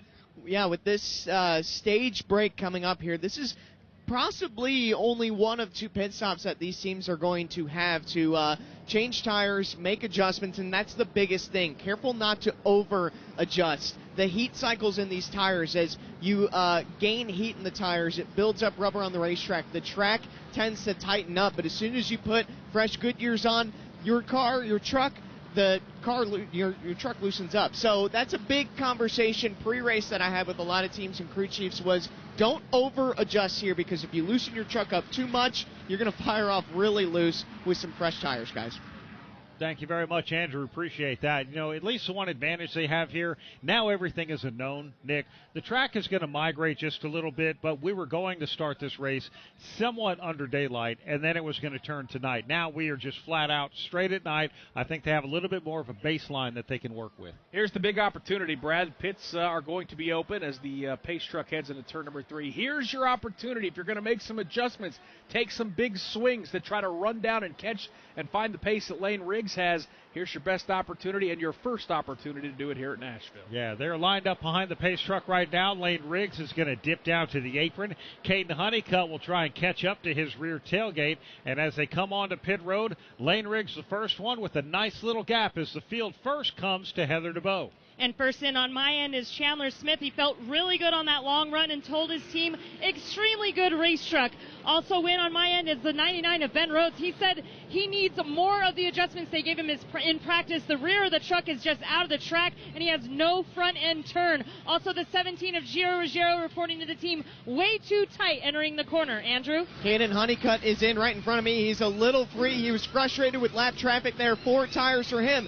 Jesse Love is also in 3 on entry in 1 and 2. Tight in 3 and 4, and the race leader, Lane Riggs. They said the pace was really solid. He builds tight in the rubber. They're going to make an air pressure and a track bar adjustment for the race leader, Lane Riggs.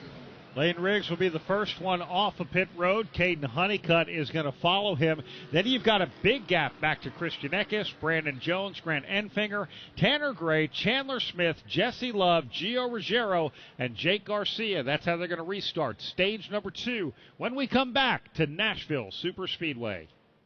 Victory Junction is a year-round camp for children with chronic and life-threatening illnesses and serious medical needs. We'll see 120 kids with spina bifida, 120 kids with craniofacial disorders, 120 kids who have diabetes or who have asthma. From 6 to 16 years old, it empowers them to just be the kids that they are that week. Not their disease, not their illness, they're just a kid. If you know a child that can benefit from Victory Junction, we'll do everything in our power to make sure that child comes to camp. We are the voice of NASCAR, the Motor Racing Network. They're 3 wide, they're 4 wide. Brad Keselowski around the outside. He's got the lead by half a car length. Here comes Kyle Larson. ARCA, Whelen Modifieds, the NASCAR Craftsman Truck Series, the NASCAR O'Reilly Auto Parts Series, and the NASCAR Cup Series all race here. Ryan Blaney goes all the way from the bottom to the top to the bottom. Now back to the top. He'll clear Chase Elliott. The voice of NASCAR is the Motor Racing Network. Ben Rhodes is going to have to drop to the back of the pack, speeding on pit road. And, Nick, we also have, it looks like Parker Retzloff having a rough go of it. Yeah, I don't think he was speeding. Not exactly sure what happened. We saw Minnie Tyrell was coming out of his pit box, and Parker Retzloff, an abrupt left-hand turn, and he got turned almost into the pit box. Maybe no harm, no foul, but that may not be the same we can say about Stuart Friesen. He's got issues, Brad. 2 Hallmark Friesen teammates with issues on this round of pit stops. Stuart Friesen has sparks coming out from underneath the left front of his trucks, and this is just basically trucks getting into each other. And as Parker Retzloff was coming in, Minnie Tyrell was coming out, and typically there is a handoff zone between the spotter and the crew chief trying to get the truck in and out of the pit stall. And man, that looks like it's just going to be a rough one. Minnie Tyrell actually had to drop to the back of the pack because he had splitter damage from practice earlier that they had to repair. We'll come back. We'll give you a full field rundown here in stage number 2 from Nashville Super Speedway. This is the NASCAR Racing Network, home of the tough trucks of NASCAR. Pack your crew and ignite your weekend. Michigan summers don't whisper, they roar. Camp under the sun at NASCAR's fastest track. The Firekeepers Casino 400. Fast cars, loud engines, and chaos. The ultimate summer kickoff. Michigan never looked this good. Hell yeah, boys! NASCAR weekend at Michigan International Speedway. June 5th through 7th. Get your tickets now at mispeedway.com. Check out the Motor Racing Network online. Head to MRN.com for NASCAR news, MRN's broadcast schedule, and podcasts. Or find your local MRN radio station. Check out exclusive online NASCAR content on the Motor Racing Network's social media platforms. Follow along on MRN's Facebook and Instagram or on X at MRN Radio. And find all of MRN's video programs on YouTube's MRN channel. The voice of NASCAR online is the Motor Racing Network. This is Corey Hyde. You're listening to the NASCAR Craftsman Truck Series on the NASCAR Racing Network.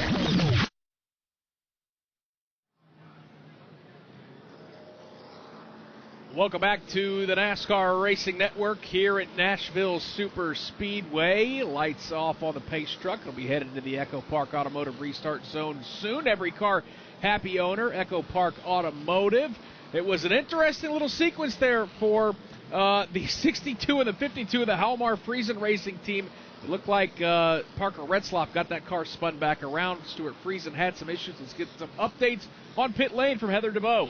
Yeah, Nick, you talked about the issues there for Stuart Friesen. He had to come back down pit road because the left front tire went down. They believe they knocked a valve stem out, but they did open the hood, check all the suspension to make sure something else didn't cause it, but the team believes a valve stem on that left front. All right, thank you very much, Heather. Let's give you a quick snapshot as we're about to go back to green. Lane Riggs leads Caden Honeycutt, Christian Eckes, Brandon Jones, Grant Enfinger, the top 5. Tanner Gray, Chandler Smith, Jesse Love, Gio Ruggiero, Jake Garcia, the top 10. Field is in front of you, Pat Patterson, as we are set to start stage number 2 here at Nashville. Yeah, they're just working their way off of turn number 4 right now. Up front, Riggs, who's been so fast all night. Honeycutt, who really had a bad start here at the initial start of the race. We're about to see if he gets a better one right here. Here we go into the Echo Park Automotive Restart Zone. Echo Park Automotive, every car happy owner. Boy, Caden Honeycutt tried to get the jump on Lane Riggs. Lane Riggs decided to go late in the restart zone. He gets the jump on Caden Honeycutt as they race into 1. And it looks like the big winner is going to be Christian Eckes on the bottom. He's going to take the second spot. Boy, Tanner Gray got really sideways through 1 and 2. He's going to free fall. But, Pat, they are side by side for second down the back stretch. Yeah, Gray has dropped anchor back.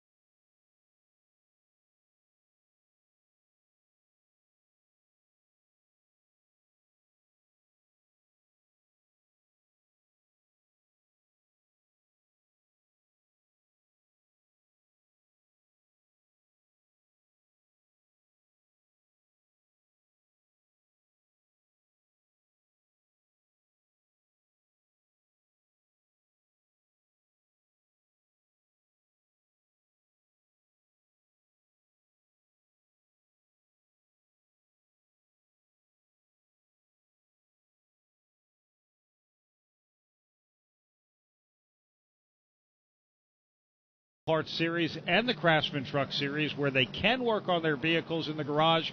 That will not be the case for Rife tonight. They said they have a bent rear clip on that truck, so he is going to be done for the night. Under the Hardy's caution for the second time, Lane Riggs continues to lead. Caden Honeycutt runs second. Third is Christian Eckes. Fourth is Chandler Smith. Brandon Jones fifth. Grant Enfinger is sixth. Seventh is Jake Garcia. Jesse Love is eighth. Tanner Gray ninth, and Gio Ruggiero rounds out the top 10. Ross Chastain is +8 positions on the night. He runs in the 11th position. Daniel Hemrick is 12th. William Sawalwich is 13th. Ty Majeski runs in the 14th position. Raja Caruth is 15th. Stephen Parsons is in the 16th position. Tyler Ankrum is 17th. Daniel Dye is 18th. Corey LaJoy is 19th, and Stuart Friesen is 20th. Ben Rhodes runs 21st. Parker Retzloff is 22nd. 23rd is Dawson Sutton. He is the last truck on the lead lap. Butterbean Queen is the first truck, one lap down in 24th. Justin Haley runs 25th. 26th is Cole Butcher. Andres Perez, after a penalty for failing inspection and a pass-through on lap 1, is running in 27th. 28th is Chris Wright. Frankie Muniz, 29th. 30th is Carson Ferguson. 31st is Minnie Tyrell. Derek Lemke runs in the 22nd position. Caleb Costner is 2 laps down in 33rd. Spencer Boyd also 2 laps down in 34th. Tyler Reif is off the racetrack in 35th.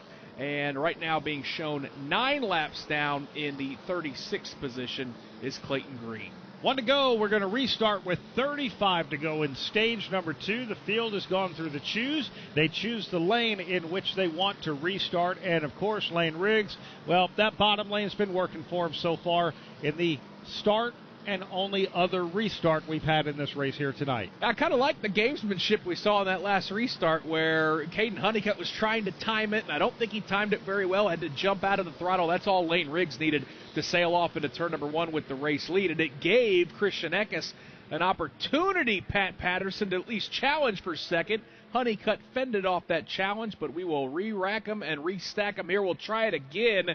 59 laps complete, 91 to go in the race, 36 to go here in stage number 2. Yeah, looking out there, we still got a lot of race fans in the house hanging out. Want to see how this is going to play out.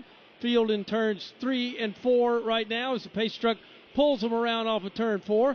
Honeycutt got schooled last time with Riggs. Let's see how it plays out now. Coming back to the Echo Park Automotive restart zone. Echo Park Automotive, every car happy owner. Lane Riggs, a control truck on the inside. This time through the restart zone, he'll get the early jump. He'll catch Caden Honeycutt. Honeycutt gets a little bit of a bump from Riggs' teammate Chandler Smith. On the inside of Smith, you got Christian Eckes. Riggs moved up. Honeycutt said, I'll move a little bit higher. In fact, he's going to challenge for the race lead off of turn number 2. Turn number 1. Somebody just got into the hard into the wall over there in turns number 1. One of the Rams. I can't get the number off of it right now, guys. Looks like that might be the number 25 truck out there with the Ram, and that was actually the runner-up when it came to the Ram Drive for the Ride, and that is Carson Ferguson. And, Nick, it looks like he got both ends of that Ram. Boy, yeah, Pat called it correctly. There is heavy damage to that number 25 Ram for Carson Ferguson, the dirt late model driver, trying to find a career here in the NASCAR Craftsman Truck Series, and the left front of that truck is destroyed. The nose is ripped off. Rear of that car destroyed as well. So Carson Ferguson hit it a couple times up there in the apex of turns 1 and 2. Safety crew is there tending to him, but that truck, Brad, is used up here on a Friday night. Yeah, you know what? The first stage of this race, clean and green. Now we've been under the Hardy's caution twice in stage number 2. It's our third Hardy's caution of the evening. They're going to put that truck of Carson Ferguson on the hook. He's actually having to back it down the 14 degrees of banking they have here at Nashville Superspeedway, and just simply tough luck. When you get in a restart, you get all those trucks together, everyone can only think about one thing, and that's putting that gas pedal all the way to the firewall and gaining as many positions as you can. Yeah, and for Carson Ferguson, not a lot of experience. Ran at Bristol a little bit earlier this year. That looks, though, Brad, as we see a replay, like he might have just lost it. A lot of traffic in front of him. You talked about that dirty air is going to upset the truck, but it was roaring through turns 1 and 2 where that Ram stepped out for young Carson Ferguson, and it's probably easier to label what's not dragging on that truck right now because it was heavy, heavy damage. Nick, we have had one leader of this race, Lane Riggs. A couple years ago, Christian Eckes led every single lap of this race on to victory lane. That was back in 2024. I feel like with this spin from Carson Ferguson, Riggs got a bit of a break because Caden Honeycutt had a strong Toyota to the outside of the F-150 of Riggs. Yeah, it was quite a challenge there through turns 1 and 2. Ultimately, they're going to get to do it all over again. We'll take a chance to go to pit lane and check in with Andrew Curlin. Yeah, guys, we've been talking about handling and rubber building up and these heat cycles that these tires are going through on a concrete surface. This is different than asphalt. I'm getting my first look at Caden Honeycutt's tires that came off of his truck in Stage 1. There is a ton of rubber buildup on all 4 Goodyear Eagles. So the big thing to keep rubber off of your race car is to put heat into it. That prevents rubber from sticking to your tires. And with 2 back-to-back cautions, I'm sure every truck in this field will be working on swerving their car back and forth, keeping the heat in their tires to keep that rubber build-off off of their tires, because the more rubber that gets stuck to your Goodyear Eagles, that's the not as good of a handling truck that you have here tonight. Heather, what do you have on your end of pit road? Well, Andrew, I was listening to the 25 of Carson Ferguson after that caution. He actually asked his team, hey, did somebody hit me? And they said, no, we believe your left rear tire went down. So it appeared that he lost it on his own. Team saying it must have been the tire that went down. And, of course, Carson Ferguson, new to the truck series. He's a dirt late model standout. During practice today, he was talking about just getting comfortable in that race car and really getting a feel for that race truck. But, unfortunately, a short end to his evening here at Nashville Superspeedway. Thank you, Andrew. Thank you, Heather. And that is just a tough thing for sure. And, to illustrate what Andrew was talking about with the rubber, this track is concrete. When it rubbers in, the lanes in which the trucks are running, it starts to get darker. What happens under caution? The Goodyear tires are heated up. They're sticky. They pick up all of the rubber that lays down. The rubber doesn't lay into the track like it does on asphalt. It lays on the track. Well, if they're coming onto pit road to get fresh tires, that's okay, because the old ones with all the marbles on them, the rubber marbles, are going to get taken off and they'll get fresh ones on. Now they're out there after about a lap and a half or so, a couple of attempts at restarts. Those tires have been hot. They're still on the truck. They're picking up any rubber that is still residual or had been laid down on the 2 restarts we've had. Yeah, the goal is to keep that contact patch, the part of the tire that's actually touching the racetrack that you need to use, as clean as possible. And all it takes is a little bit of that rubber pickup that gets dislodged over the course of a long run or just accumulates in the racing group. It can really affect your tires, really affect the handling. Not to mention, Brad, on these restarts, we're seeing them fan out going 2 and 3 wide, so they are using parts of this racetrack that throughout the course of a normal green flag run don't get used nearly as much. We haven't had long extended caution periods. We do see up in turn number 2 one of the track sweepers try to clean up that portion of the racetrack where Carson Ferguson had his issue. But yeah, it does not take much to really upset those tires and cause you to have some handling issues. Let's go back to pit lane and Andrew Curlin. You guys documented that last restart brilliantly with the 15 of Tanner Gray just dropping through the field like a rock.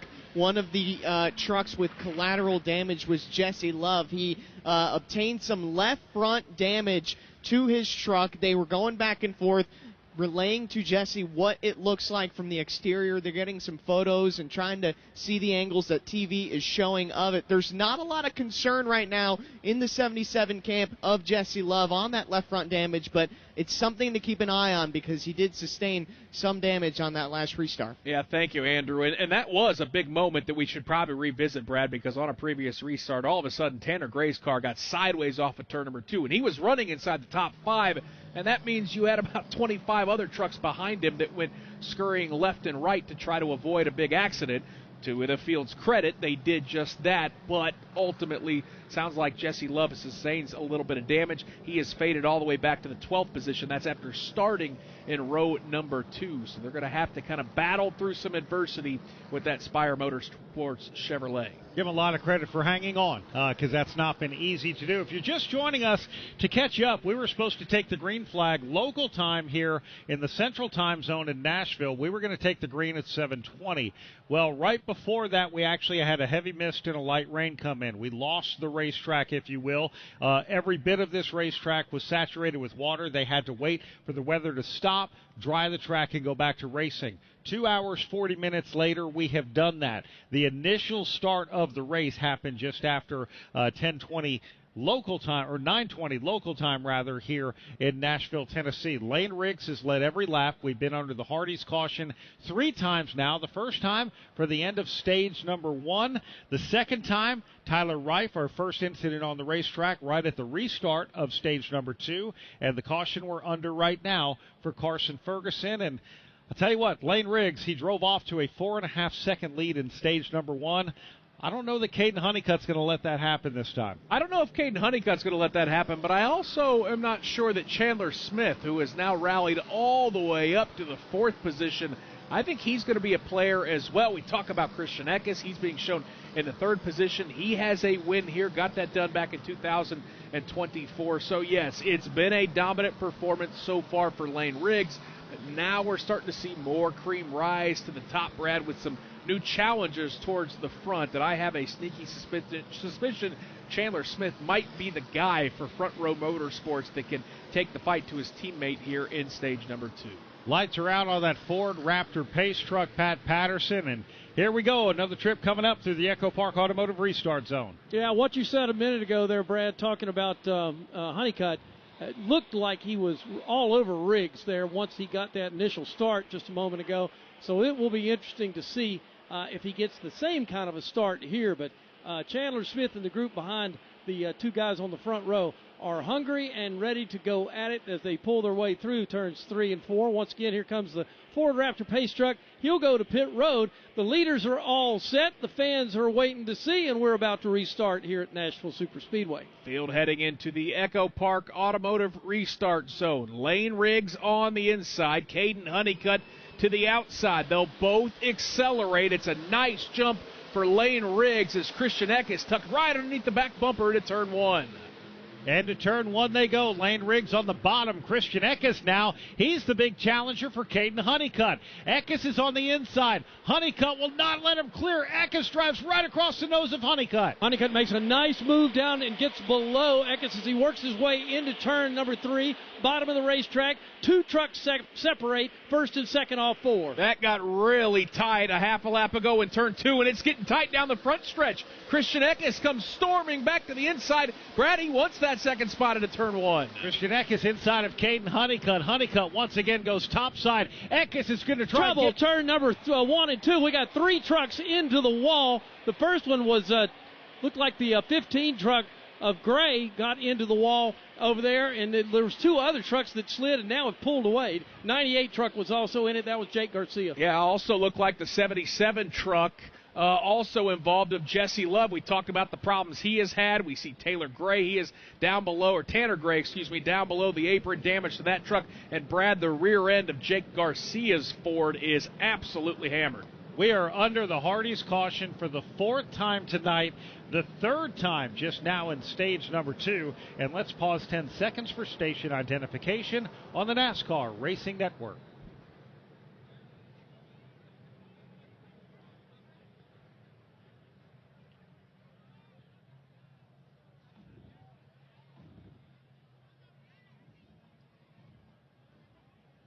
Back at Nashville Superspeedway, watching a replay of this incident, it was just a hard-fought restart, and you saw 3 trucks get into the wall. Nick, we had the Ford of Jake Garcia, we had the Toyota of Tanner Gray, and we had the Chevrolet of Jesse Love, all involved in this incident. Oh, Nashville Superspeedway is equal employment opportunity of tearing up race trucks. In fact, Rodney Atkins, country stars on the back of Jake Garcia's truck. Right now, though, it just says Skins, as his name has been truly smashed in on the back of that truck. So a tough break for Jake Garcia, a lot of back-end damage, and Taylor Gray will be in the NASCAR Rally Auto Parts Series race tomorrow, but his brother Tanner Gray had a lot of damage sustained in that accident as well. Pit road is closed. We'll be back to Nashville right after this. How does Chase Briscoe win? With the hands of his pit crew changing 4 tires in under 9 seconds. The voice of his spotter carving a path through the pack. His race engineer, systems engineer, all working tirelessly to shave off a tenth of a second. With his team at Toyota, his crew chief, his fans, his family, it's all of this all at once at 200 miles per hour. From the moment Chase joined Toyota to the moment he ends up in victory lane. So how does Chase Briscoe win? In summary, not alone. Toyota Racing. Your race, your story. NASCAR is a registered trademark of the National Association for Stock Car Auto Racing, LLC. The thrills of NASCAR racing from over 55 years of Motor Racing Network broadcasts. Bobby Allison brings the race car right down in the middle of the track, crosses the start-finish line, and he will win the 24th annual Daytona 500. Bill Elliott wins the Hooters 500. Alan Kulwicki, 1992 champion. MRN Classic Races. And in the whole pack steaming for the finish line, Dale Earnhardt wins a Winston 500. Find all the classic moments on MRN Classic Races on any podcast platform. Back at Nashville, pit road is open. Still 25 to go in stage number 2. 70 laps to go in the race. We'll see if we have any takers here, Nick Yeoman. Yeah, interesting opportunity here because we are 25 laps into this stage, but a lot of these laps have been run under caution. So an opportunity for some of these trucks at the rear of the field to maybe jump in and fill up those tanks and top off. Doesn't look like that's going to be an option, or at least it's not going to be a choice for except maybe a couple trucks towards the very rear of the pack, and those might be even trucks that are a lap down right now. Yeah, Justin Haley actually got back on the lead lap. He'll come back in, but we'll send it back to our local stations and be back 70 seconds from now from Nashville Superspeedway. This is the NASCAR Racing Network, home of the tough trucks of NASCAR. Inspiring story. Dale Earnhardt Jr. comes back to the Daytona International Speedway. He will win the Pepsi 400. I'm just a pilot, man. You know, I just want everybody to be happy. I want to do good, and hopefully all of my dad's fans enjoyed this. This is for all them. Motor Racing Network's NASCAR Live presents podcast Junior's Journey. Jeff Gordon, a colorful career, 50 years of MRN, the 1993 season, the road to royalty, and more. Search for NASCAR Live on your favorite podcast platform. Introducing the RE4000 Bluetooth scanner from Racing Electronics. Experience uncensored real-time audio from drivers and crews, all hands-free and wireless with Bluetooth functionality.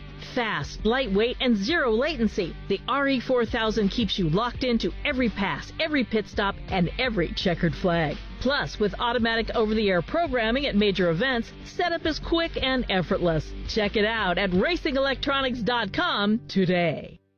This is Grant Enfinger. You're listening to the NASCAR Craftsman Truck Series on the NASCAR Racing Network.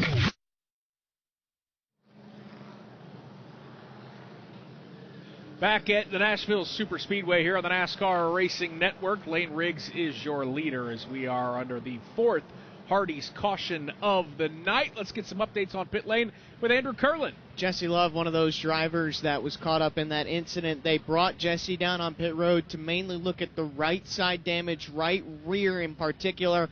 They spent about 2 minutes on pit road, went a lap down before I heard teams say, we're done. So right now, Jesse Love is backing his truck up into the garage and will be done for the evening. He is our reigning champion of the NASCAR O'Reilly Auto Parts Series. We'll see him tomorrow. Performance Racing Network on the air, 7 o'clock Eastern time for the Sports Illustrated Resorts 250. And unfortunate for him, let's give a full field rundown, Nick, because we've actually seen some drivers take opportunity on these last couple of restarts. Lane Riggs continues to lead. He is the only leader of the race. He also has the fastest lap so far. Yeah, Christian Eckes runs in the second position. Third right now is Caden Honeycutt. Chandler Smith is fourth. Grant Enfinger's having a quietly efficient night. He runs the final spot in the top 5. Brandon Jones is in 6th. Ross Chastain continues to charge forward. He is plus 12 and runs in the 7th position. Rest of the top 10, Gio Ruggiero, Raja Caruth, and William Sawalich. Running 11th is Ty Majeski. 12th is Daniel Hemrick. Stephen Parsons runs 13th. 14th, Stuart Friesen. Ben Rhodes is 15th. 16th is Daniel Dye. 17th, Tyler Ankrum. Parker Retzloff is 18th. 19th, Dawson Sutton. And Corey LaJoie back in the top 20. Justin Haley is 21st. Butterbean Queen is 22nd. Cole Butcher is 23rd. Butcher, the first truck right now being shown one lap down. Andres Perez is 24th. Minnie Tyrell is 25th. Chris Wright is 26th. Frankie Muniz is 27th. 28th is Derek Lemke. 29th is Spencer Boyd. And 30th, now off the racetrack, is Jesse Love. 31st, Caleb Costner got one spot ahead of Jesse Love because Jesse Love is out of the race. Tanner Gray is 32nd, minus 4 laps. 33rd, Jake Garcia. They're still trying to make that look like a truck again. 34th is Clayton Green. 35th is Carson Ferguson. He's behind the wall. And Taylor Reif is 36 behind the wall as well. Getting the one to go signals, Nick. We still have 22 laps. We're going to restart with 21 laps to go in stage number 2. And this is the stage where we have already had 3 Hardy's cautions. Yeah, if you're just joining us, stage number 1 was clean and green. Lane Riggs absolutely dominated, but a great job by this field of really taking care of their trucks, feeling things out for the first 45 laps. And then we've started stage 2, and all hell's broken loose as we've seen a rash of cautions that has slowed the pace significantly. None of the accidents, though, Brad, have been towards the front of the field. A lot of mid-pack, rear of the pack action where things are stacking up 2 and 3 wide. The fast trucks are taking care of each other right now, which is why I still think there are a lot of guys that can challenge Lane Riggs, but it has gotten a little sloppy here into the wee hours of this Friday night. Yeah, a lot of fighting through the back of the field, and that is the place where the air is really disturbed the most, and we've seen it there. And look, the fact of the matter is, if you're running toward the back of the pack, your truck already is not handling well. And then when you start to get all that disturbed air, then when you start to get someone who drives up next to the bedside of your truck or maybe even the door of your truck, all of a sudden you've taken away the aerodynamics that are supposed to stick that to the racetrack.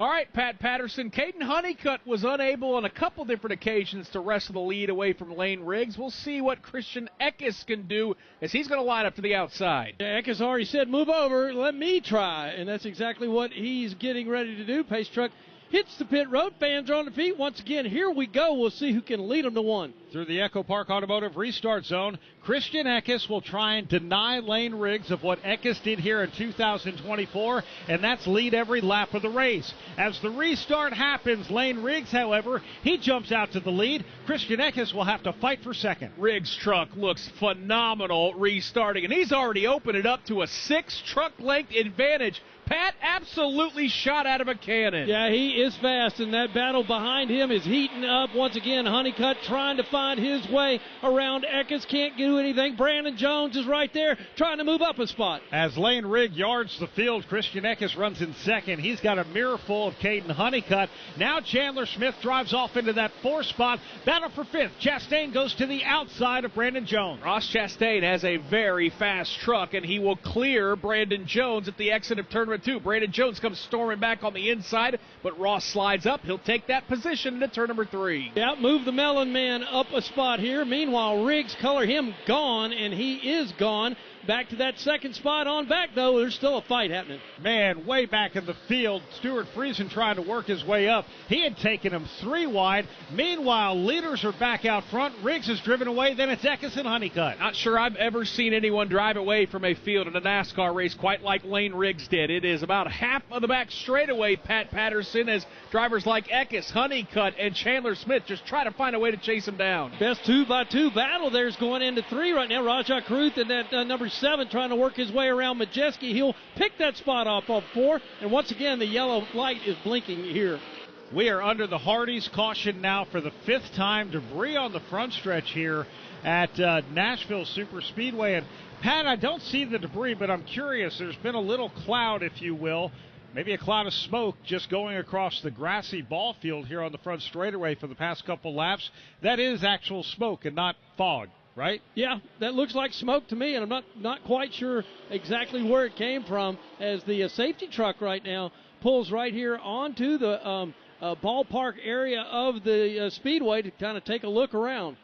Yeah, big piece of debris we're seeing on the monitor here. It looks like it's toward the exit of pit road. In fact, it's just past the start-finish line between that and the exit of pit road. It's in the lower lane of the racetrack, but, Nick, I have a feeling that might be from the truck of Jake Garcia. Yeah, I'll give you a couple candidates, too, because we saw Tanner Gray coming down pit lane as well, smoking. His truck was heavily damaged, and then as you astutely pointed out, for Jake Garcia, they've been doing everything they can to put that truck back together, and there is some debris that's been laid down. Just saw a replay of a very tight moment between Gio Ruggiero and Daniel Hemrick. They were trading a little sheet metal up there in turn number 2 in front of the pack. So, Brad, nobody cutting each other any slack here in stage number 2 at Nashville. Nick, I have good news and I have great news. All right, lay it on me. The good news is we are now at lap number 79. 75 is the halfway point. A race can be deemed official either at the end of the halfway point or the end of stage number 2, whichever comes first. We've already met that obligation. The great news, I'm looking at the radar. There is no rain behind us that's going to have an impact on us going the full distance of 150 laps, and who knows, maybe we'll get lucky and get some overtime. Yeah, why not? I mean, as Brad currently gets assaulted by our producer, Laura Beth Barnhart, she didn't like that comment at all. I'm not sure I do either. But we see a couple drivers coming down pit lane. Looks like a stop for Cole Butcher. He's been struggling tonight right now, being shown a lap down in the 28th position. But, no, I think you're right. I mean, good things come to those who wait. Everybody's been super patient here at the Nashville Super Speedway. The fans that clearly a lot of folks camping out this weekend because they don't have anywhere to be other than up there in the grandstands. They've stuck around, and they've seen a very exciting and interesting race so far. Yeah, beautiful night, by the way. 71 degrees here in Lebanon, Tennessee, where Nashville Super Speedway sits, and we look forward to getting another restart. We still have 15 laps to go here in stage number 2 at Nashville Super Speedway. Lane Riggs has led them all. 80 laps led so far, but he is going to have another fight on his hands. Cleanup trucks are out there, too, making sure they get all the debris off of the racetrack, and that we get a great chance at a nice, clean restart here in this Allegiance 200. Can we revisit how absolutely ridiculous that restart was from Lane Riggs? I've never seen anyone, Brad, leave the field like he did in simply 3/4 of a lap, checking out on the field after he got into the throttle, easily got into turn number 1, and then, boy, when they got down the back straightaway, he got gone. Hey, we might be in a window here. Pit road is open right now as the pace truck leads the field back to the front straightaway, and it looks like we do have a couple people peeling off. Ross Chastain is going to be the first one. Rajah Caruth is going to peel off, and again, this could put them barely on the edge of a Sunoco fuel window. Let's go down to Heather DeBow. And coming in on my end is Gio Ruggiero in that 17 truck. The team telling him they're going to do right sides for the 17 here. Also pitting is Tyler Ankrum. They're going to do 1 round out in the right rear and 4 tires and fuel. Andrew Curlin. Yeah, Ross Chastain in on my end. They're doing 4 tires and fuel as well. A lot of teams were faking a pit stop here, but Ross Chastain in particular a little bit tight as the rubber in his tires build up, and he is away. Rajah Caruth also in on my section of pit road, 4 tires and Sunoco fuel. So your takers included Gio Ruggiero, Ross Chastain, Rajah Caruth, also seeing Parker Retzlaff on pit lane, and Corey LaJoie. We will reset the field when we come back with 14 to go here in stage number 2 at the Nashville Super Speedway. Now that Wendy's has these new biggie deals, everyone in the family can get what they're craving, from nugs to JBCs.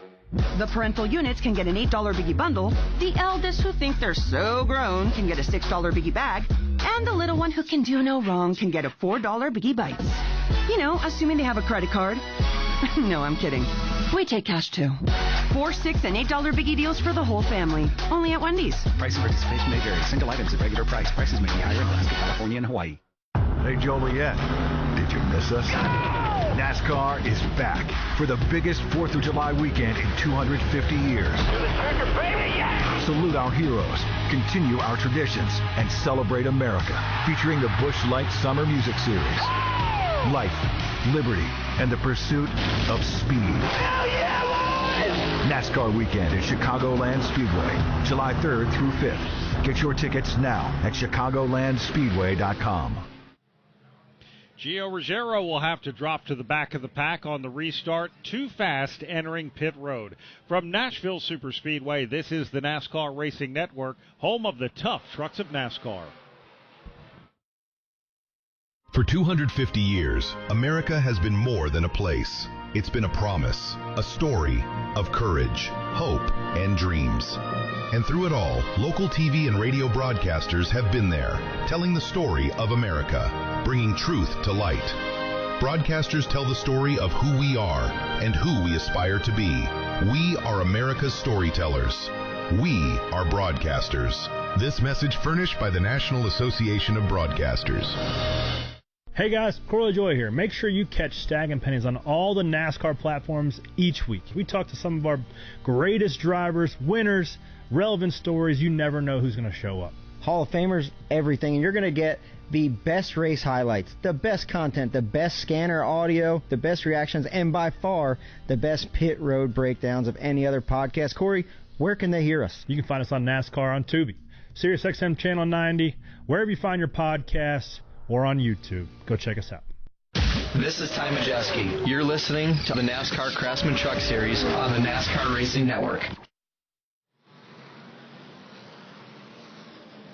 Back at Nashville Superspeedway alongside Nick Yeoman. My name is Brad Gilley. Pat Patterson calling the action up in the turns. We have Heather DeBow and Andrew Curlin on pit road. We are about to restart with 11 to go in stage number 2. Lane Riggs has led every lap. I think, Nick, he's going to be denied of leading every lap of this race based on the strategy that we just saw from some of the other trucks. Yep, some of those trucks that decided to pit on lap number 81 included Ross Chastain, who's going to restart 16th, Raja Carew 17th, Tyler Ankrum 18th.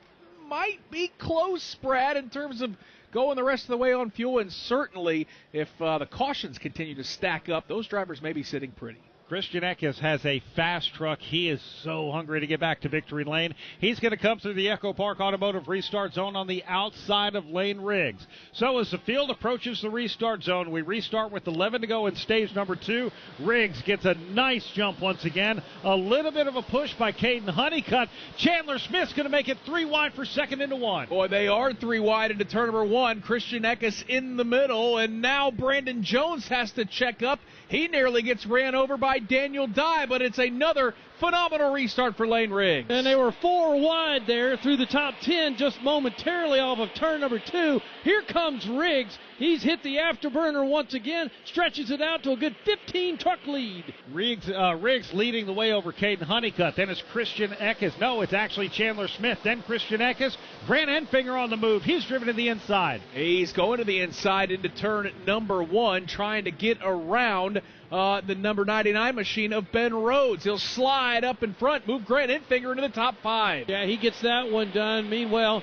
Daniel Day back there running on the bottom side of the racetrack with Ty Majeski. Up front, though, no change in the top 4 as they come off of 4. Lane Riggs continues to lead the way. Caden Honeycutt runs in second. That's about 12 truck lengths. Chandler Smith, Riggs' teammate, however, he wants to try and take that second spot. It's about a 2 truck length disadvantage into turn number 1. Caden Honeycutt buries that truck to the bottom of the racetrack, up off of turn number 2. Chandler Smith right in the tire tracks as they roll down the backstretch. Yeah, Smith, let's call it 4 truck lengths on Honeycutt. Following him into turn 3 now, bottom of the racetrack. That's where they work now. Get back in the gas, all 4. Here in Christian Eckes might have a bit of an engine issue. We'll keep up with that. Lane Riggs continues to lead. Caden Honeycutt, Chandler Smith, and Christian Eckes, who's now trying to drive to the tailgate of Chandler Smith. Yeah, Eckes' truck just didn't go on that restart. Now he's got it wound back up and trying to run down one of the fastest trucks in the field, and that is Chandler Smith. Eckes about 2 truck lengths back halfway down the backstretch. Following down into turn number 3. Once again, no real gain there for Chandler Smith. Bottom of the racetrack, he runs.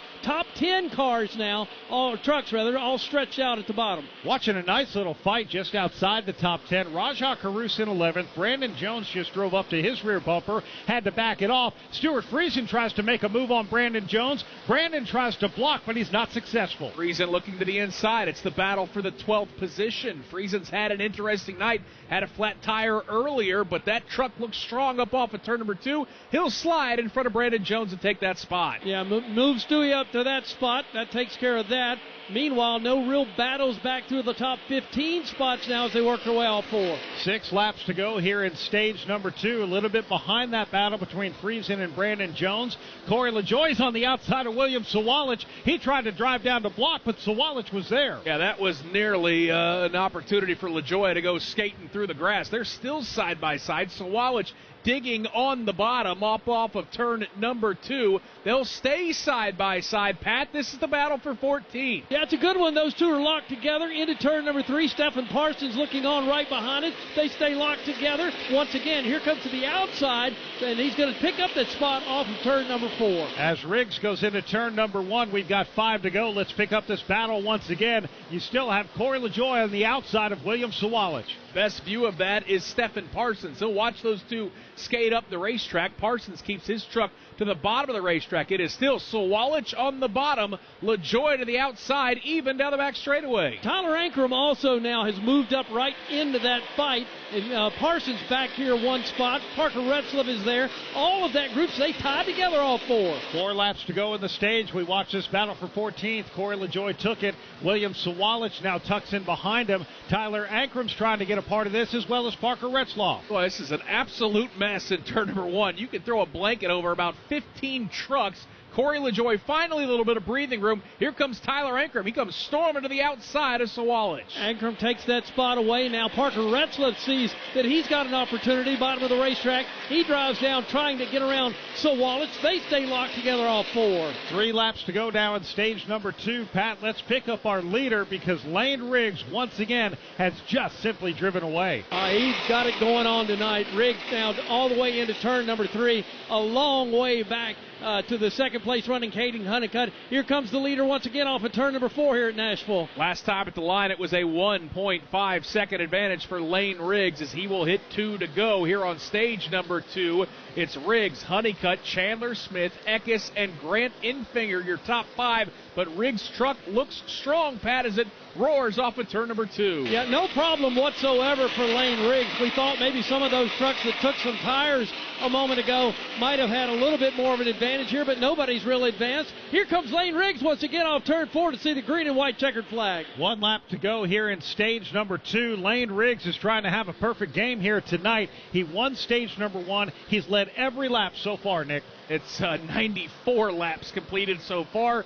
95th will get him 10 more bonus points. Here comes Lane Riggs down the back straightaway, Pat. Yeah, once again, no problems whatsoever and no real battles through the top 10, so the points are going to pretty much fall where they may. Here's the leader, bottom of the racetrack in turns 3 and 4. Here comes Lane Riggs. Off of turn number 4, Lane Riggs will see the green and white checkered flag. He will win stage number 2 of the Allegiance 200. Caden Honeycutt will follow him, followed by Chandler Smith.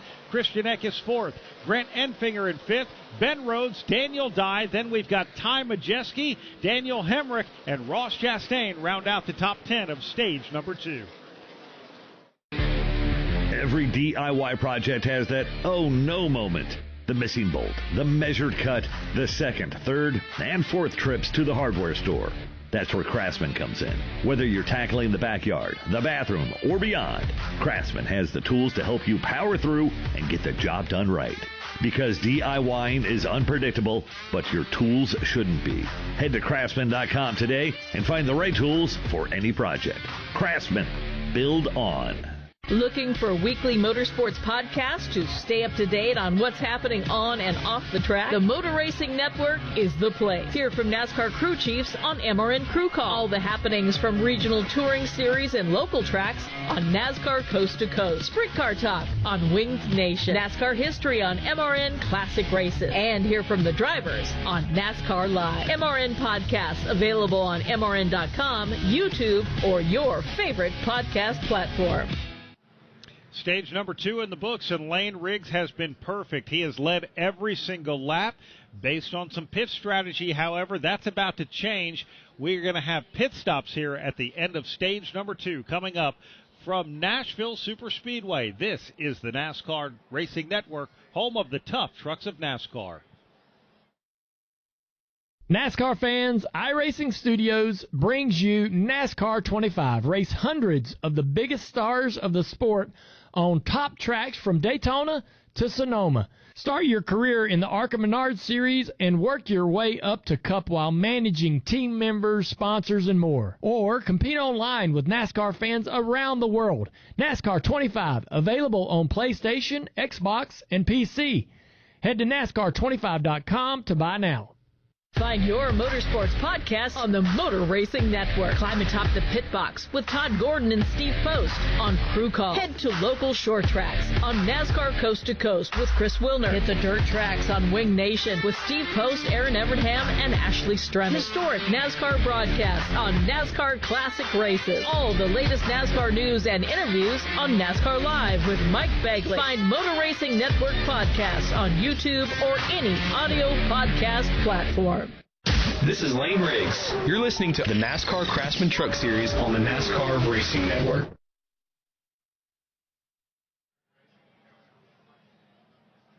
Back here at Nashville Superspeedway alongside Nick Yeoman. My name is Brad Gilley. Pat Patterson calling the action up in the turns. We have Andrew Curlin and Heather DeBow covering things on pit road. It looks like pit road is going to remain closed. So, Nick, let's do another Craftsman Who's Getting It Done. DIY projects always sound simple until they're not. Luckily, Craftsman has your back. With tools built to power through the mess, you can go from what have I done to yeah, I did that. Head to Craftsman.com today. Craftsman, build on. All right, I'd love to get cute with this answer, Brad, because there are some drivers that have been on the move. Daniel Dye is plus 29. Chandler Smith is plus 19. Ty Majeski has moved up 17 spots, but I'm not going to overthink this.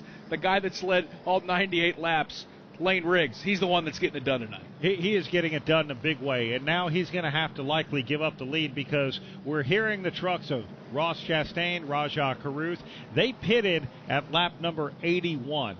They feel with 69 to go, with the Sunoco fuel they have in their truck, they can go the distance. And, you know, Nick, if you're not going to be beat the fastest guy on the track straight up, how are you going to win this race? Yeah, you got to mix it up. You got to try something different because Lane Riggs has been untouchable so far. But now, for the first time, we're going to have to see Lane Riggs get up on the steering wheel and pass some trucks. And to me, that's pretty exciting. We think he's got the best truck. He's shown it so far. Now he's going to have to prove it by passing some guys. Yeah, this has been very exciting to see what we've had here. We have 52 laps to go. Pit road is open, so it is about to get busy. For the trucks that are coming in, they're about to get a fresh set of Goodyear tires. For the trucks that are going to stay out, Chastain, Caruth, to name a few, Corey LaJoie, Tyler Ankrum, Parker Retzloff. Remember what Andrew Curlin said about the heat in the tires. They've been out there picking up rubber.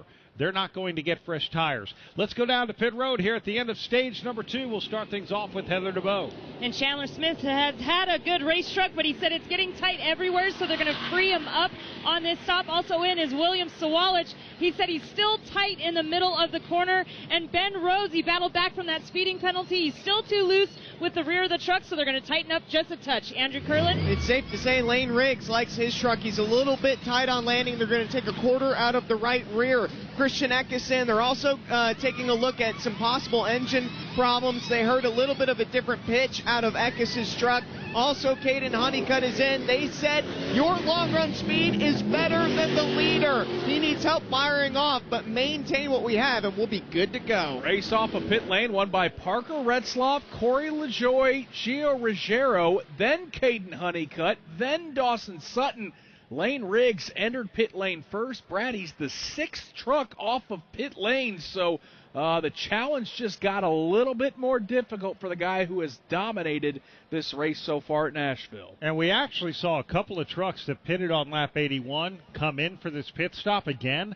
Parker Retzloff and Corey LaJoie. That gave them the option to come in and just do Sunoco fuel only. Gio Ruggiero gained 13 spots on pit road. That was another option for them. But I think when you look at head-to-head, Nick, and you brought this up, Lane Riggs losing several spots, 5 net spots. But when it comes to actually who they were pitting against, Caden Honeycutt and Dawson Sutton. Caden Honeycutt actually was the one who was faster than Lane Riggs. Dawson Sutton, a fuel-only stop for them. They jumped up 13 spots as well. So Honeycutt's crew got it done for him with a faster pit stop than Lane Riggs. Let's go back downstairs and Andrew Curlin. Dylan Capello, crew chief for Lane Riggs. I'm standing with him. You guys just had a little bit of a toughish pit stop there. What is Lane going to need to maintain this perfect race and win it?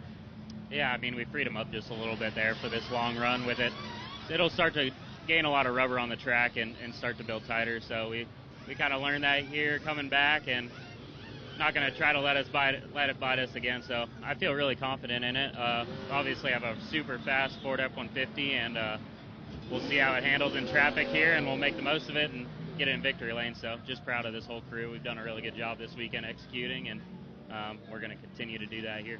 That's Dylan Capello, crew chief for Lane Riggs. They're going to try to complete this perfect race and win it, but it's going to be a challenge for him. Thank you so much, Andrew Curlin. Yeah, it's been a great night for Lane Riggs, but he is being shown now, Brad, in the 10th position. So the work is cut out for him, but I like the fact that they freed that truck up a little bit. They know he's going to be in some dirty air. That car's going to have to handle a little bit differently, so we will certainly see what he can do. Let's get another update on pit lane. Let's go to Heather DeBoe. And I mentioned William Sawalich was in during that pit stop, telling his team still tight in the middle of the corner there, but he did also say earlier in the run that something just didn't seem right with that truck, and in fact, the left rear truck arm is broke, so they pushed the number 5 of William Sawalich behind the wall right now. They have that left side jacked up, and they're going to go to work to repair that truck arm on the left rear. Andrew.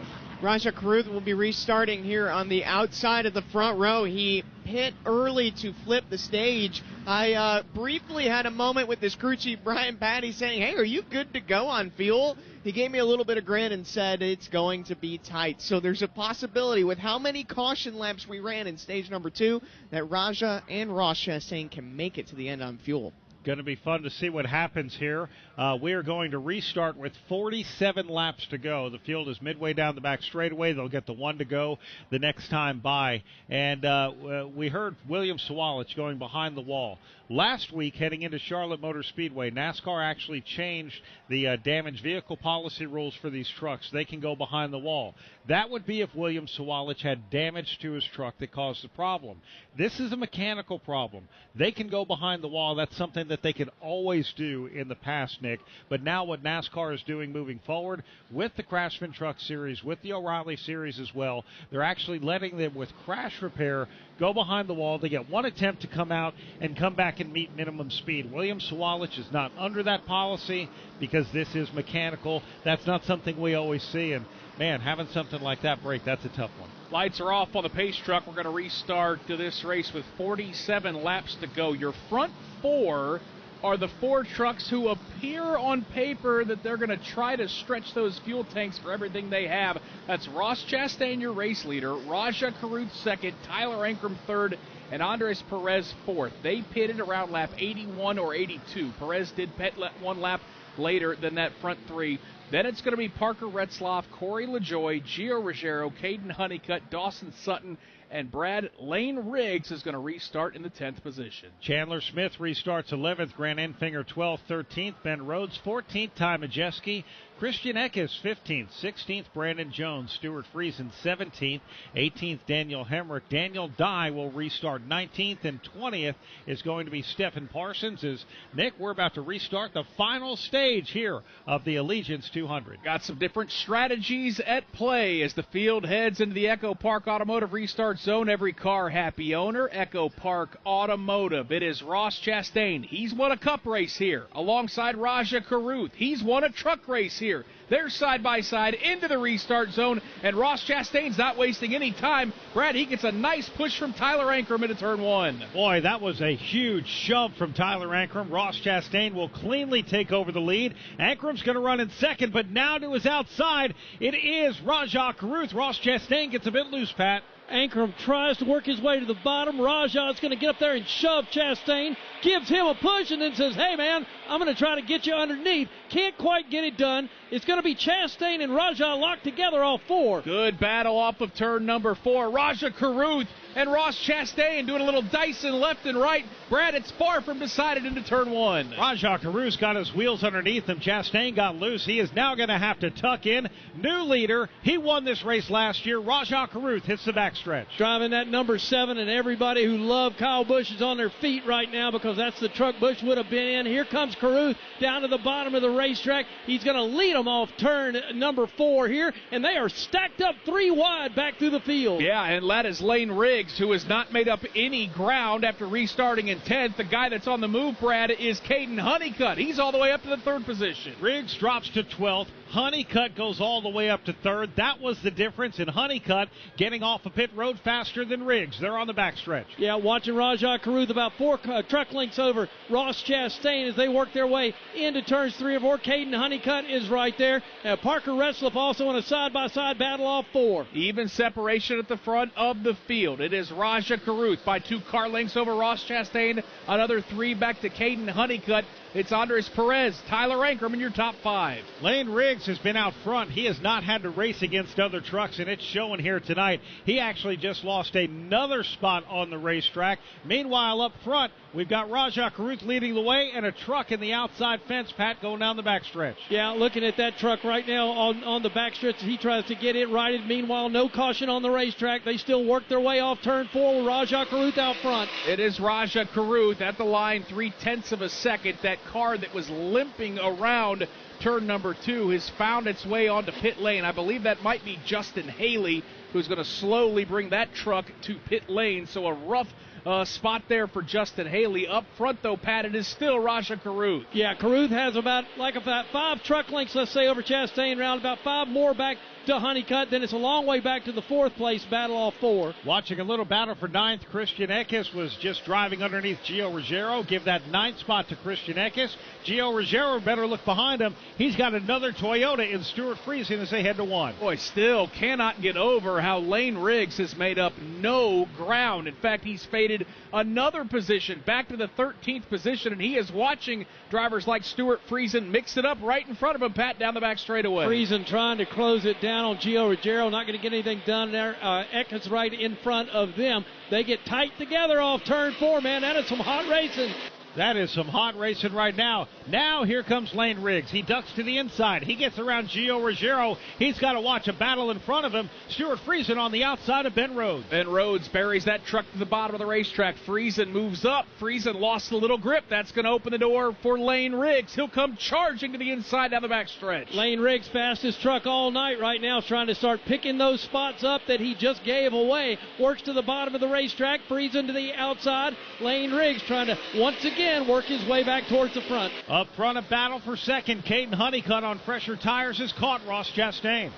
And they work their way off of turn number 2 now. Honeycutt, call it about 3 truck lengths back behind the second place running Chastain. Those 3 have broken away from the rest of the field in turn number 3 now. Bottom of the racetrack, Honeycutt trying to set him up, trying to find a way around all 4. Caden Honeycutt with a real chance to push these guys that are going to try to make it on fuel. He is about 2 car lengths behind Ross Chastain, Brad, as they all dart into turn number 1. Caden Honeycutt, much fresher tires than Chastain and race leader Rajah Caruth. You can tell, Pat, I feel like Rajah Caruth is just setting a pace he can maintain out front. Yeah, no, he looks really comfortable right where he's at and doing what he needs to do right now in that number 7 truck. Bottom of the racetrack he goes. It's about, let's call it 10 truck lengths back to second place. Caden Honeycutt not making up any ground right now on Chastain. The news did not get any better for Justin Haley, being shown in the 29th position. He just took the left-hand turn back to the garage area. Sounds like a broken track bar. Meanwhile, up front, Rajah Caruth's advantage is 0.7 of a second as we go to pit lane and Andrew Curlin. Yeah, every lap they've come on the radio to coach Rajah through this fuel saving that they're trying to stretch. Brian Patty said, mash it on the straightaways, less aggressive deceleration in the corners. So just kind of roll the corners, be really smooth with your truck. That's what they're coaching Rajah right now, who's up front, trying to make it on fuel as race leader. Rajah Caruth, Ross Chastain trying to save fuel. Caden Honeycutt doesn't have to do that. Now he's trying to drive to the inside of Ross Chastain as they hit the backstretch. Down a truck length separate second and third now. Honeycutt in that blue number 11 trying to work his way up to the bumper of the Mellow Man in 3 and 4. Doesn't get it. Closes down just a little bit more, but that battle goes to the front stretch. We know that Ross Chastain is one of the toughest guys in NASCAR to pass. Caden Honeycutt getting up on the wheel. He's about 2 truck lengths back into turn 1. As they head off into turn number 1, Caden Honeycutt is going to have to ride in the tire tracks of Ross Chastain. 36 laps to go. Rajah Caruth once again leads here in Nashville. Introducing the RE4000 Bluetooth scanner from Racing Electronics. Experience uncensored, real-time audio from drivers and crews, all hands-free and wireless with Bluetooth functionality, fast, lightweight, and zero latency. The RE4000 keeps you locked into every pass, every pit stop, and every checkered flag. Plus, with automatic over-the-air programming at major events, setup is quick and effortless. Check it out at racingelectronics.com today. We're at the start-finish line. William Byron on pole position. Green flag is out and we're racing. We're in the turn. Here to the inside comes Kyle Larson. He and Hamlin bump. We're on pit road. 4 tires to Sunoco Racing Fuel. The race up from pit road is Denny Hamlin. Eric Jones goes off second. We are live from the track. The Motor Racing Network, your home for NASCAR racing. Don't miss a lap, pit stop, or side-by-side race for the win. Listen to all the play-by-play action on your local radio station and MRN or NASCAR.com. Caden Honeycutt well off the pace. Pat, he drove up to the back bumper of Ross Chastain and just gave up the fight. Looks like Moore gave up on that truck. Yeah, tough break here for a Honeycutt. Looked like to me the right rear tire was down on that truck, but he is just barely moving down the backstretch. I don't even know if he's going to make it back around. Andrew Curlin, what can you tell us? Caden Honeycutt freaking out over the radio. He says, guys, I have no dash lights. The power is cutting in and out, so electrical issues for Caden Honeycutt. He was running third before that issue, guys. Yeah, his truck looked like it was rolling nice and smooth. It was almost like he backed off the rear tailgate of Ross Chastain. Caden Honeycutt is rolling slow on the apron. Looks like he's trying to bump the starter to make it onto pit road. Coming into this race, Honeycutt led the points by 11 over Lane Riggs. That is going to change. Lane Riggs trying to fight through the field and get back up into the top 10 after pit strategy has flipped things. We'll send it back to our local stations from Nashville Superspeedway. Caution comes out now as Caden Honeycutt's truck will not make it to pit road, so they're going to have to bring out the Hardee's caution for the 7th time here tonight. From Nashville, this is the NASCAR Racing Network, home of the tough trucks of NASCAR.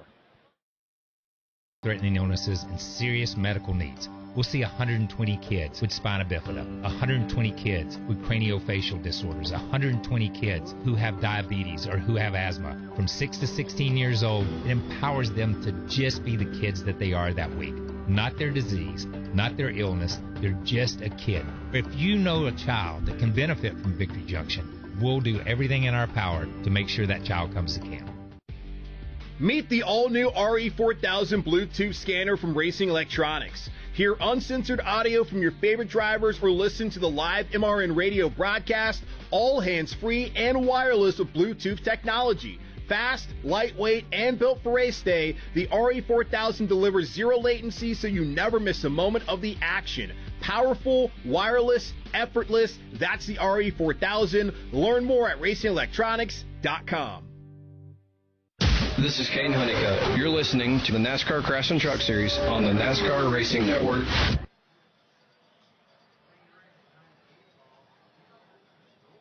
Caden Honeycutt pulls into his pit stall as the crew tries to diagnose what's happening with that truck. That crew led by Scott Zipadelli, a veteran and championship-winning crew chief in the number 11. The hood goes up on that Toyota Tundra as they try and figure out what's wrong and why he lost power. Rajah Caruth, Ross Chastain lead this race. They are on older tires than just about everyone behind them. Tyler Ankrum on the same pit cycle as Caruth and Chastain. He is going to restart this race in third, Nick. And you revisit the conversation, the very brief conversation that Andrew had with Brian Patty, the crew chief of Rajah Caruth, who said, hey, it's going to be close. Caution right here helps them a ton. Now, it does bring some of these other trucks back into the mix, some of those faster trucks that we talked about, Chandler Smith and Lane Riggs. But the problem is, Brad, they are buried in the pack right now, being shown 11th and 12th. So, boy, as of right now, we still got 30 laps to go, but this strategy call by the 7 truck of Caruth, the 45 of Chastain, the 18 of Ankrum, right now looking pretty brilliant as we head towards the closing stages of this race. Pit road is open. We have 21 trucks on the lead lap right now. Lane Riggs running in that 12th spot. If they decided to come in, they could end up losing about another 10 spots or so. Maybe fresher tires, maybe the right adjustment. That's the one thing Dylan Capello has not had to do is adjust Lane Riggs' truck for traffic. They knew they were going to restart in traffic, and this just does not work for the team that went out and led the first 98 laps of this race. We do have, however, a handful of trucks coming in, including Lane Riggs. He is actually going to follow a couple of the Hallmark Friesen Toyotas on the pit road. Parker Retzloff, Stuart Friesen, Lane Riggs all come on to pit road. Gio Ruggiero, Daniel Hemrick, Butterbean Queen, Brandon Jones, they all come to pit road, as well as we go to Andrew Curlin. Caden Honeycutt right in front of me, who had those electrical issues. They just got him fired, and he was able to go away on pit road. Also on my end of pit road, Lane Riggs came in. They said they were a sitting duck. They're going to take a half out of the right rear, trying to give him some carbs to play with here at the end of this race. Daniel Hemrick also in for 4 tires and fuel. A little slow on that left side. I have a handful of takers over here on my end of pit road. All right, thank you very much, Andrew. This could be the pit stop that Lane Riggs needed. They actually made a fast 4-tire change, Nick. Enough trucks came onto pit road that this is really not going to be a deficit for Lane Riggs. In fact, it could be an improvement to that F-150. Yeah, I mean, he came in from the 12th position, and I don't think he's going to end up losing that many positions because, as you pointed out, there was a host of trucks that come to pit lane. I like the call, Brad, especially with what we just saw happen to Caden Honeycutt. He is now kind of fallen out of contention, being shown 3 laps down. So Lane Riggs knows he's probably going to leave this race with the points lead. Give him an opportunity with some fresh tires. Tell him to get up on the wheel and see what he can do. He's going to have to pass a lot of trucks with just 29 laps to go right now, but it's a play. It's an opportunity for Lane Riggs to try to get back up front. Right now, Lane Riggs being shown 9 points above Caden Honeycutt, but that's all about to change. Lane Riggs restarts on the lead lap. Caden Honeycutt will not. We'll come back with another restart here in the closing laps of Nashville Superspeedway. Pack your crew and ignite your weekend. Michigan summers don't whisper, they roar. Camp under the sun at NASCAR's fastest track. The Firekeepers Casino 400. Fast cars, loud engines, and chaos. Come to the line, contact! The ultimate summer kickoff. Michigan never looked this good. Hell yeah, boys! NASCAR weekend at Michigan International Speedway. June 5th through 7th. Get your tickets now at mispeedway.com. Hi, I'm Ryan Blaney, a third-generation race car driver, and I dedicate a lot of my time going fast. But when my grandpa was diagnosed with Alzheimer's, it was a very unexpected bump in the road for us. It's important to notice if older family members are acting differently or having trouble with routine tasks. Early detection of Alzheimer's can give your family time to explore support services and access available treatments. If you or your family are noticing changes, it could be Alzheimer's. Talk about seeing a doctor together. Visit alz.org/time to talk. A message from the Alzheimer's Association and the Ad Council. We'll restart with 26 laps to go from Nashville. This is the NASCAR Racing Network, home of the tough trucks of NASCAR. Hey, Joliet, did you miss us? NASCAR is back for the biggest 4th of July weekend in 250 years. Salute our heroes, continue our traditions, and celebrate America, featuring the Busch Light Summer Music Series. Life, liberty, and the pursuit of speed. Hell yeah, boys! NASCAR weekend at Chicagoland Speedway, July 3rd through 5th. Get your tickets now at chicagolandspeedway.com. Love NASCAR? Subscribe, listen, and download Motor Racing Network's exclusive podcast series. MRN presents Jeff Gordon, A Colorful Career, The Rise of Dale Earnhardt Jr. on Junior's Journey. Get to know Jack Roush on The Many Hats of Jack Roush. Meet the King on Richard Petty's Road to Royalty. Dig deep into one of NASCAR's most memorable years, the 1993 season. Motor Racing Network exclusive podcast, available on MRN.com or any audio podcast platform. This is Daniel Henry. You're listening to the NASCAR Craftsman Truck Series on the NASCAR Racing Network.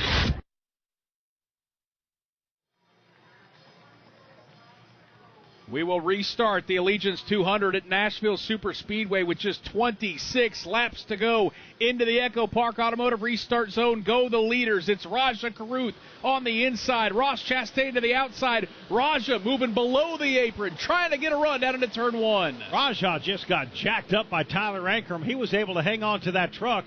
Raja is going to lead, but man, we've got a lot of trucks racing hard, trying to stay on the second spot. On the bottom is Tyler Ankrum. Ross Chastain to his outside. Yeah, Corey LaJoy got forced into the wall down there as we watch the lead up front with Raja Caruth way out in front. of that second-place battle. Here comes Caruth pulling the train off 4. And with Corey LaJoie got into the wall, it stacked it up for everybody, including Lane Riggs, who is tumbled outside of the top 15. Raja Caruth, your leader into 1. Another bad restart for Lane Riggs. As you mentioned, Ross Chastain is able to take away that second spot as they come off of turn number 2. It's Tyler Ankrum on the outside. Andres Perez making it 3 wide. Yeah, Perez with a nice move there. Down to the bottom is Smith.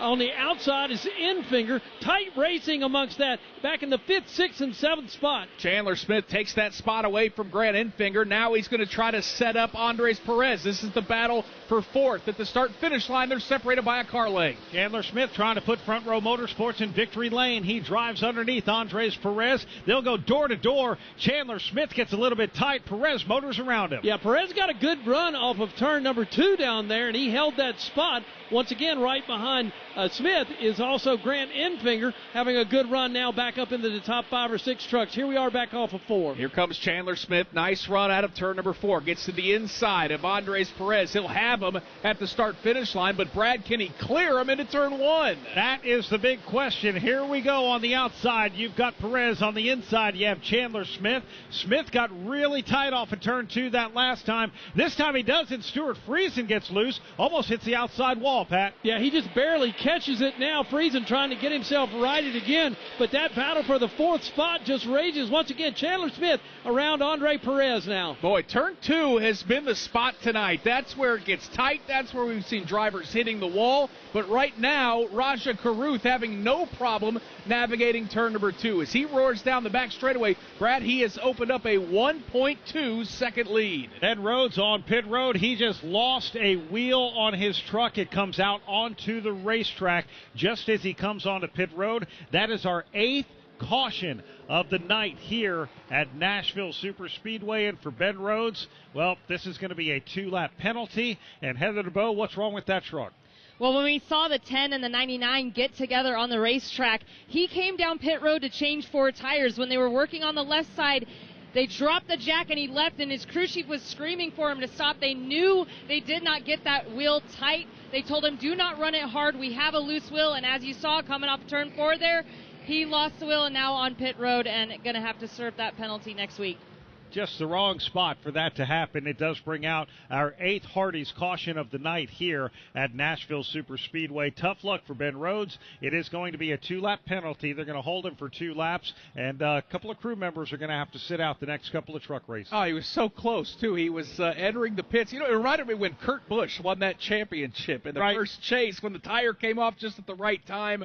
That was not the right time for Ben Rhodes. He was not able to lift that truck back. He was able to lift that truck back to pit lane. Unfortunately, it only had 3 tires. And, Brad, these trucks run a heck of a lot better when you've got 4 of those things. Yes, they do. Andrew, what's happening in your section? I checked in with Caden Honeycutt's team on what happened with that electrical issue that last time by. They actually noticed that he was a little bit down on voltage in the Stage 1 caution. They saw that the voltage ended up fixing itself, so they weren't really concerned about it, but ultimately it gave out. They swapped a battery, and he was able to get that alternator started and going again, and that was the issue for Caden Honeycutt in the 11. A little bit of a precursor and a little bit of a warning that they saw, didn't think it was an issue, and it turned out to be an issue, guys. Honeycutt minus 3 laps right now, running in 27th. That's bad for Caden Honeycutt. For Lane Riggs, he's up in the top 10, but he led the opening 98 laps of this race. If we look at them as they run, right now Lane Riggs has a 9-point advantage over Caden Honeycutt. But, Nick, the biggest thing that Lane Riggs has just not been able to do is restart this race deep in the field. And the irony is nobody looked better on restarts the first 2/3 of this race than Lane Riggs. It was some of the most spectacular launches into turn number 1 that we have seen all season long. But, boy, once he's been buried in the pack, and, Brad, we're seeing a replay of when Ben Rhodes and Corey LaJoie just fought for the same bit of real estate down in turn number 1. Rhodes cut the tire down, LaJoie hit the wall, and it all happened right in front of Lane Riggs. And even though he was able to kind of squeeze his way through, he's just lost so much track position. Right now being shown in the 10th position and running out of laps. We're down to just 20 to go. Field is exiting turn number 4, going to be down to 19 to go. So Lane Riggs has got a fast truck. We've seen it all night long, but boy, the way that this third stage, it has played out for just about everybody other than Mr. Riggs. Last week at Charlotte Motor Speedway, the Craftsman Truck Series race was postponed for 2 days because of weather. We ended up coming back having a record number, 11 cautions in that race. I mentioned during the pre-race, Nick, that the record number of cautions for the Craftsman Truck Series at Nashville Superspeedway is 9. It happened twice, 2005 and 2006. We're under Hardy's caution number 8. 1 more to tie the record, 2 more to break it. And we're also 7 minutes away from midnight in the Central Time Zone, so we've had 2 truck races over the span of 5 days over the last week and a half. Brad, let's not make this a trend. What do you think? I would say so, for sure. One thing I'm excited about is a restart coming up. Let's give you a rundown, as Rajah Caruth is the defending winner of this race. He is leading Ross Chastain. Both of those drivers came in on lap 81 for tires. Tyler Ankrum running third. He was also in at lap 81. Chandler Smith, the freshest tires in the top 5. He pitted on lap 99. Andres Perez pitted on lap 82. He runs 5th. The rest of these cars have fresher tires. Grant Enfinger 6th, Christian Eck is 7th, Daniel Dye is 8th, Stuart Friesen runs 9th, Lane Riggs rounds out the top 10. 11th right now is Ty Majeski, 12th is Gio Ruggiero, 13th is Brandon Jones. Parker Retzlaff runs in the 14th position.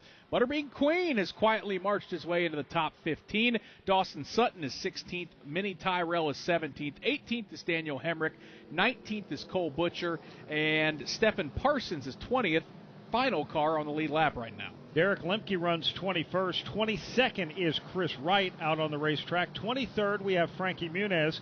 24th is Corey LaJoy. 25th, Spencer Boyd. 26th, Caleb Costner. Caden Honeycutt, minus 3 laps in 27th. 28th is Ben Rhodes. He's minus 5 laps. Clayton Green, 29th. 30th is Justin Haley, but he's behind the wall. 31st is William Sawalich. He is 30 laps down. Jake Garcia, the rear of his truck destroyed. He's out of the race in the 32nd position. 33rd tonight is going to be Tanner Gray. Jesse Love, a disappointing appearance here in the Truck Series. He's going to finish 34th. Carson Ferguson's going to finish 35th. Tyler Wright finishes 36th. Nick, we are going to restart this race with 16 laps to go of the Allegiance 200. Can Rajah Caruth defend his win and go back-to-back here at Nashville Superspeedway? I think he's got a great shot. I think both of us love this strategy call that his team, along with Ross Chastain, Tyler Ankrum, Andres Perez, they pulled off, got all 4 of those trucks in the top 5 by splitting stage number 2 and pitting for the final time before we threw the green and white checkered. Guy to watch is definitely going to be Chandler Smith, though. Clearly has a fast truck. We've talked about it all night long, but it has been tough to pass. It took him multiple laps to get around Andres Perez just to get in position in the 4th spot. So how aggressive is Chandler Smith on this restart? I think, Brad, he's going to have to get up on the wheel and probably make something happen, because Caruth, Chastain, Ankrum, despite going super long, those trucks have looked pretty good in clean air. The last time the number 7 truck went to victory lane was 2 weeks ago at Dover Motor Speedway. Kyle Busch was behind the wheel. That was his last victory, number 234 in NASCAR. Rajah Caruth driving this number 7 truck here tonight in honor of him. He leads the race. He is trying to defend his win at Nashville Superspeedway. He has done an amazing job on restarts.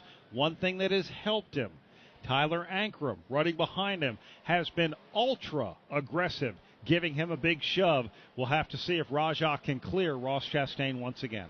Pat Patterson, we will restart with 16 laps to go here in the Allegiance 200 at Nashville. Yeah, the field is getting stacked up here in 3 and 4, and the number 1 rule in racing is don't beat yourself, and everybody in that top 5 or 6 need to be thinking about that right now. Here they come off of turn 4. We're about to get them started again. Headed to the Echo Park Automotive restart zone. We'll restart with 16 laps to go. Rajah Caruth on the inside. He will get the jump on Ross Chastain. Rajah gets a big push from Tyler Ankrum. That gets him loose. Ross Chastain being pushed by Chandler Smith on the outside. They are side by side into turn number 1. Ross Chastain on the outside trying to carry the momentum around Rajah Caruth. He noses ahead, but they're still side by side in the backstretch. Chastain working out up front. Lane Riggs trying to work that traffic right now to get that truck back to the front. Raja holding on down there. 1/2 truck length over the Melon Man as they work their way off 4. Raja Caruth leads with 15 to go. Now Ross Chastain has a handful.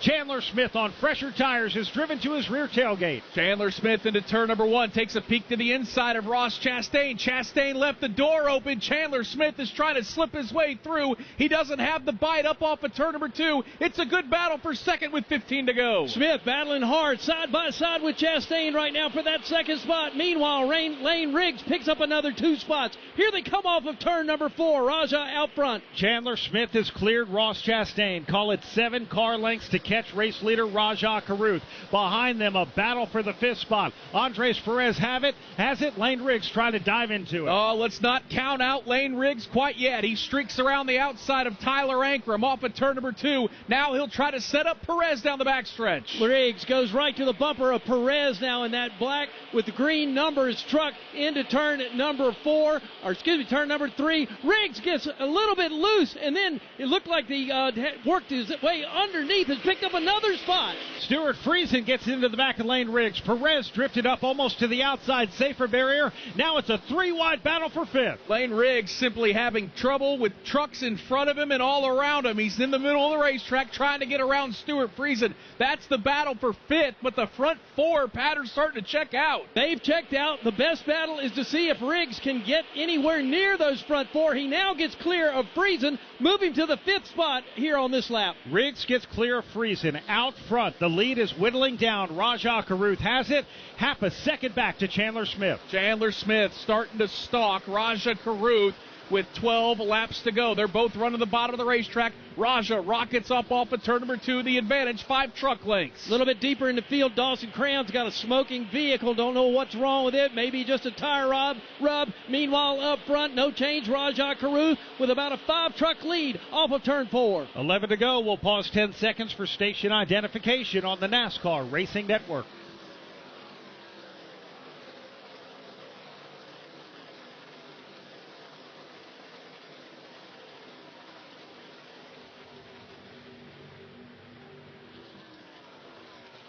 Raja Caruth has led just 34 laps tonight, but he's trying to lead the final 11 off of turn number 4. His advantage over Chandler Smith is 0.5 of a second. Brad, those two have left Ross Chastain at the front of the field. It's looking like a 2-horse race with 10 to go. Little further back, Lane Riggs has moved solely into the 4th spot. He has the freshest tires now in the top 5 as the leaders head to the backstretch. Once again, here's Raja Caruth doing his thing down the backstretch. Has got a nice, comfortable lead. Smith not able to close the gap right now into turns 3 and 4. Again, calling about 6-7 truck lengths off turn 4. The tires on Chandler Smith's truck are 17 laps fresher. Granted, a lot of laps in stage 2 and 3 have been run under caution, Brad, as they head back to 1. And the lead is starting to get whittled down just a little bit now. Call it 0.4 of a second. Well, let's call it about 5 car lengths as Raja Caruth hits the backstretch. It still looks like the fastest truck out there is Lane Riggs. He is trying to close down on that 3rd spot midway down the backstretch. No change up front. Here comes Riggs. He's going to try to get to Chastain. He's about 3 to 4 truck lengths off of him off 4. Let's stay with that battle for 3rd, because off of turn number 4, Lane Riggs is charging. Brad, he is right to the back bumper of Ross Chastain into 1. Where does Lane Riggs go? They head into turn number 1. Lane Riggs will dive to the bottom. Ross Chastain is going to leave the door open. He will easily give up that spot. Now for Lane Riggs. He has about a half a straightaway to catch second. Chandler Smith trying to catch up to Raja Caruth. The clock is ticking for Lane Riggs. Led so much of this race tonight. Raja Caruth, though, is in control of it right now. Riggs really needs Smith and Caruth to get side by side and start mixing it up. That's not the case right now, Brad, with just 7 to go here in Nashville. Lane Riggs on the freshest tires is stalking. Raja Caruth leads this race. Chandler Smith still only 5 car lengths behind. Lane Riggs right now is closing that gap. Has he got enough time? Visually closing down on the front 2. Raja Caruth trying to hold on to that lead. And the battle for the lead really not materializing here with Smith. No, it has stayed padded about 4 to 5 truck lengths. The truck on the move, Brad, is still Lane Riggs. He's running 3rd, and he's got it down to 1.5 seconds. 6 laps to go here at Nashville Superspeedway. This is about to be a 3 three-truck battle for the lead as Rajah leads him into 3. Lane Riggs trying to close it all down. Rajah Caruth trying to do everything he can up front. Hit his marks. Do it all right. Right here tonight off turn number 4. Here comes the leader, Rajah Caruth. Boy, if you stayed up late with us, you're being treated to a phenomenal finish. 5 laps to go. Rajah Caruth, Chandler Smith, Lane Riggs into turn 1. Chandler Smith is closing in once again, 0.4 of a second. Now let's call it 2.5 truck lengths. Chandler Smith now starting to march on the move, Pat. Yeah, watching Chandler Smith, he knows he's got to go. He knows his teammate is coming and about to catch these two. Here comes Riggs, closing that gap down in 3 and 4. Bottom of the racetrack now, watching him come off turn 4. It was a 1.2 second deficit for Lane Riggs. It's going to be under a second now. In fact, he's going to try to work on his teammate, Brad, with 4 laps to go. If Lane Riggs wants to battle the leader, he's going to have to get around teammate Chandler Smith. Chandler Smith aggressive. Now for Lane Riggs. He's catching. He is closing 3 truck lengths as they hit the backstretch. First to second, call it 5 truck lengths. Second to third, call it another 5 truck lengths. Here goes the 3 of them into turns 3 and 4. Riggs starts to look for a little grip in the midsection of the racetrack. Moved up into that second groove, trying to carry that momentum. 3 laps to go. It's still Caruth, Smith, and Riggs separated by 3 or 4 car lengths. If Lane Riggs wants to win this race, he has to go now. He goes to the middle groove of the racetrack. He is still a truck length off the tailgate of a teammate, Chandler Smith. Now he'll cross over to his inside. Riggs got a tremendous vault off of turn number 2. He's going after the leader now. Here goes Riggs underneath for second place. He's got second place. Now he'll close in on Rajah Caruth. Lane Riggs is chewing up that gap off of turn number 4. Just 2 laps to go. Rajah Caruth trying to hang on for dear life. And Rajah Caruth go back-to-back at Nashville. Can Lane Riggs go back-to-back on the schedule? Now Chandler Smith has rejoined the fight. He'll try to drive to the inside of Riggs. Riggs right now closes it down to a truck length and a half. He's got the muscle. Rajah Caruth mirror driving him just so much right now, trying to hold on to the lead. Here comes Riggs, goes to the middle of the racetrack. Rajah moves up. They're going to be door-to-door off turn 4. Rajah trying to make that truck as wide as possible. They're going to be side by side, rubbing fenders with 1 to go here at Nashville. White flag is out. A 3-truck battle for the lead. Lane Riggs on the outside, Rajah on the inside.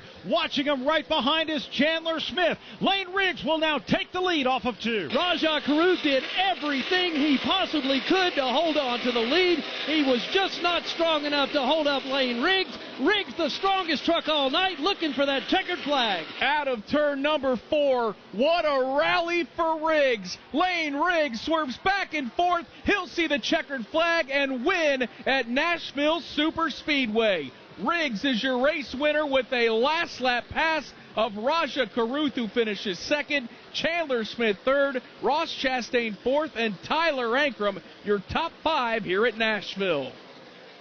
Victory Junction is a year-round camp for children with chronic and life-threatening illnesses and serious medical needs. We'll see 120 kids with spina bifida, 120 kids with craniofacial disorders, 120 kids who have diabetes or who have asthma. From 6 to 16 years old, it empowers them to just be the kids that they are that week. Not their disease, not their illness, they're just a kid. If you know a child that can benefit from Victory Junction, we'll do everything in our power to make sure that child comes to camp.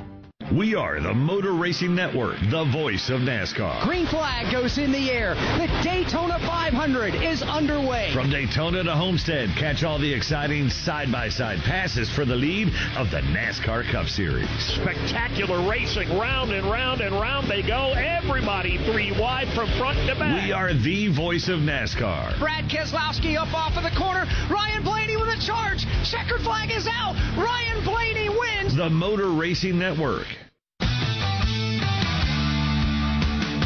NASCAR Live Race Day continues on the NASCAR Racing Network. Lane Riggs last pitted on lap 121, 40 laps after Rajah Caruth. For Lane Riggs, it took him the final 29 laps to drive back into the lead and win the Allegiance 200 here at Nashville Super Speedway. Nick, we waited 2 hours and 40 minutes for this race to green flag, and man, was it worth every single minute. Let's be honest, for those of you that were in Charlotte last weekend, you've been waiting a whole week to see something as exciting as this.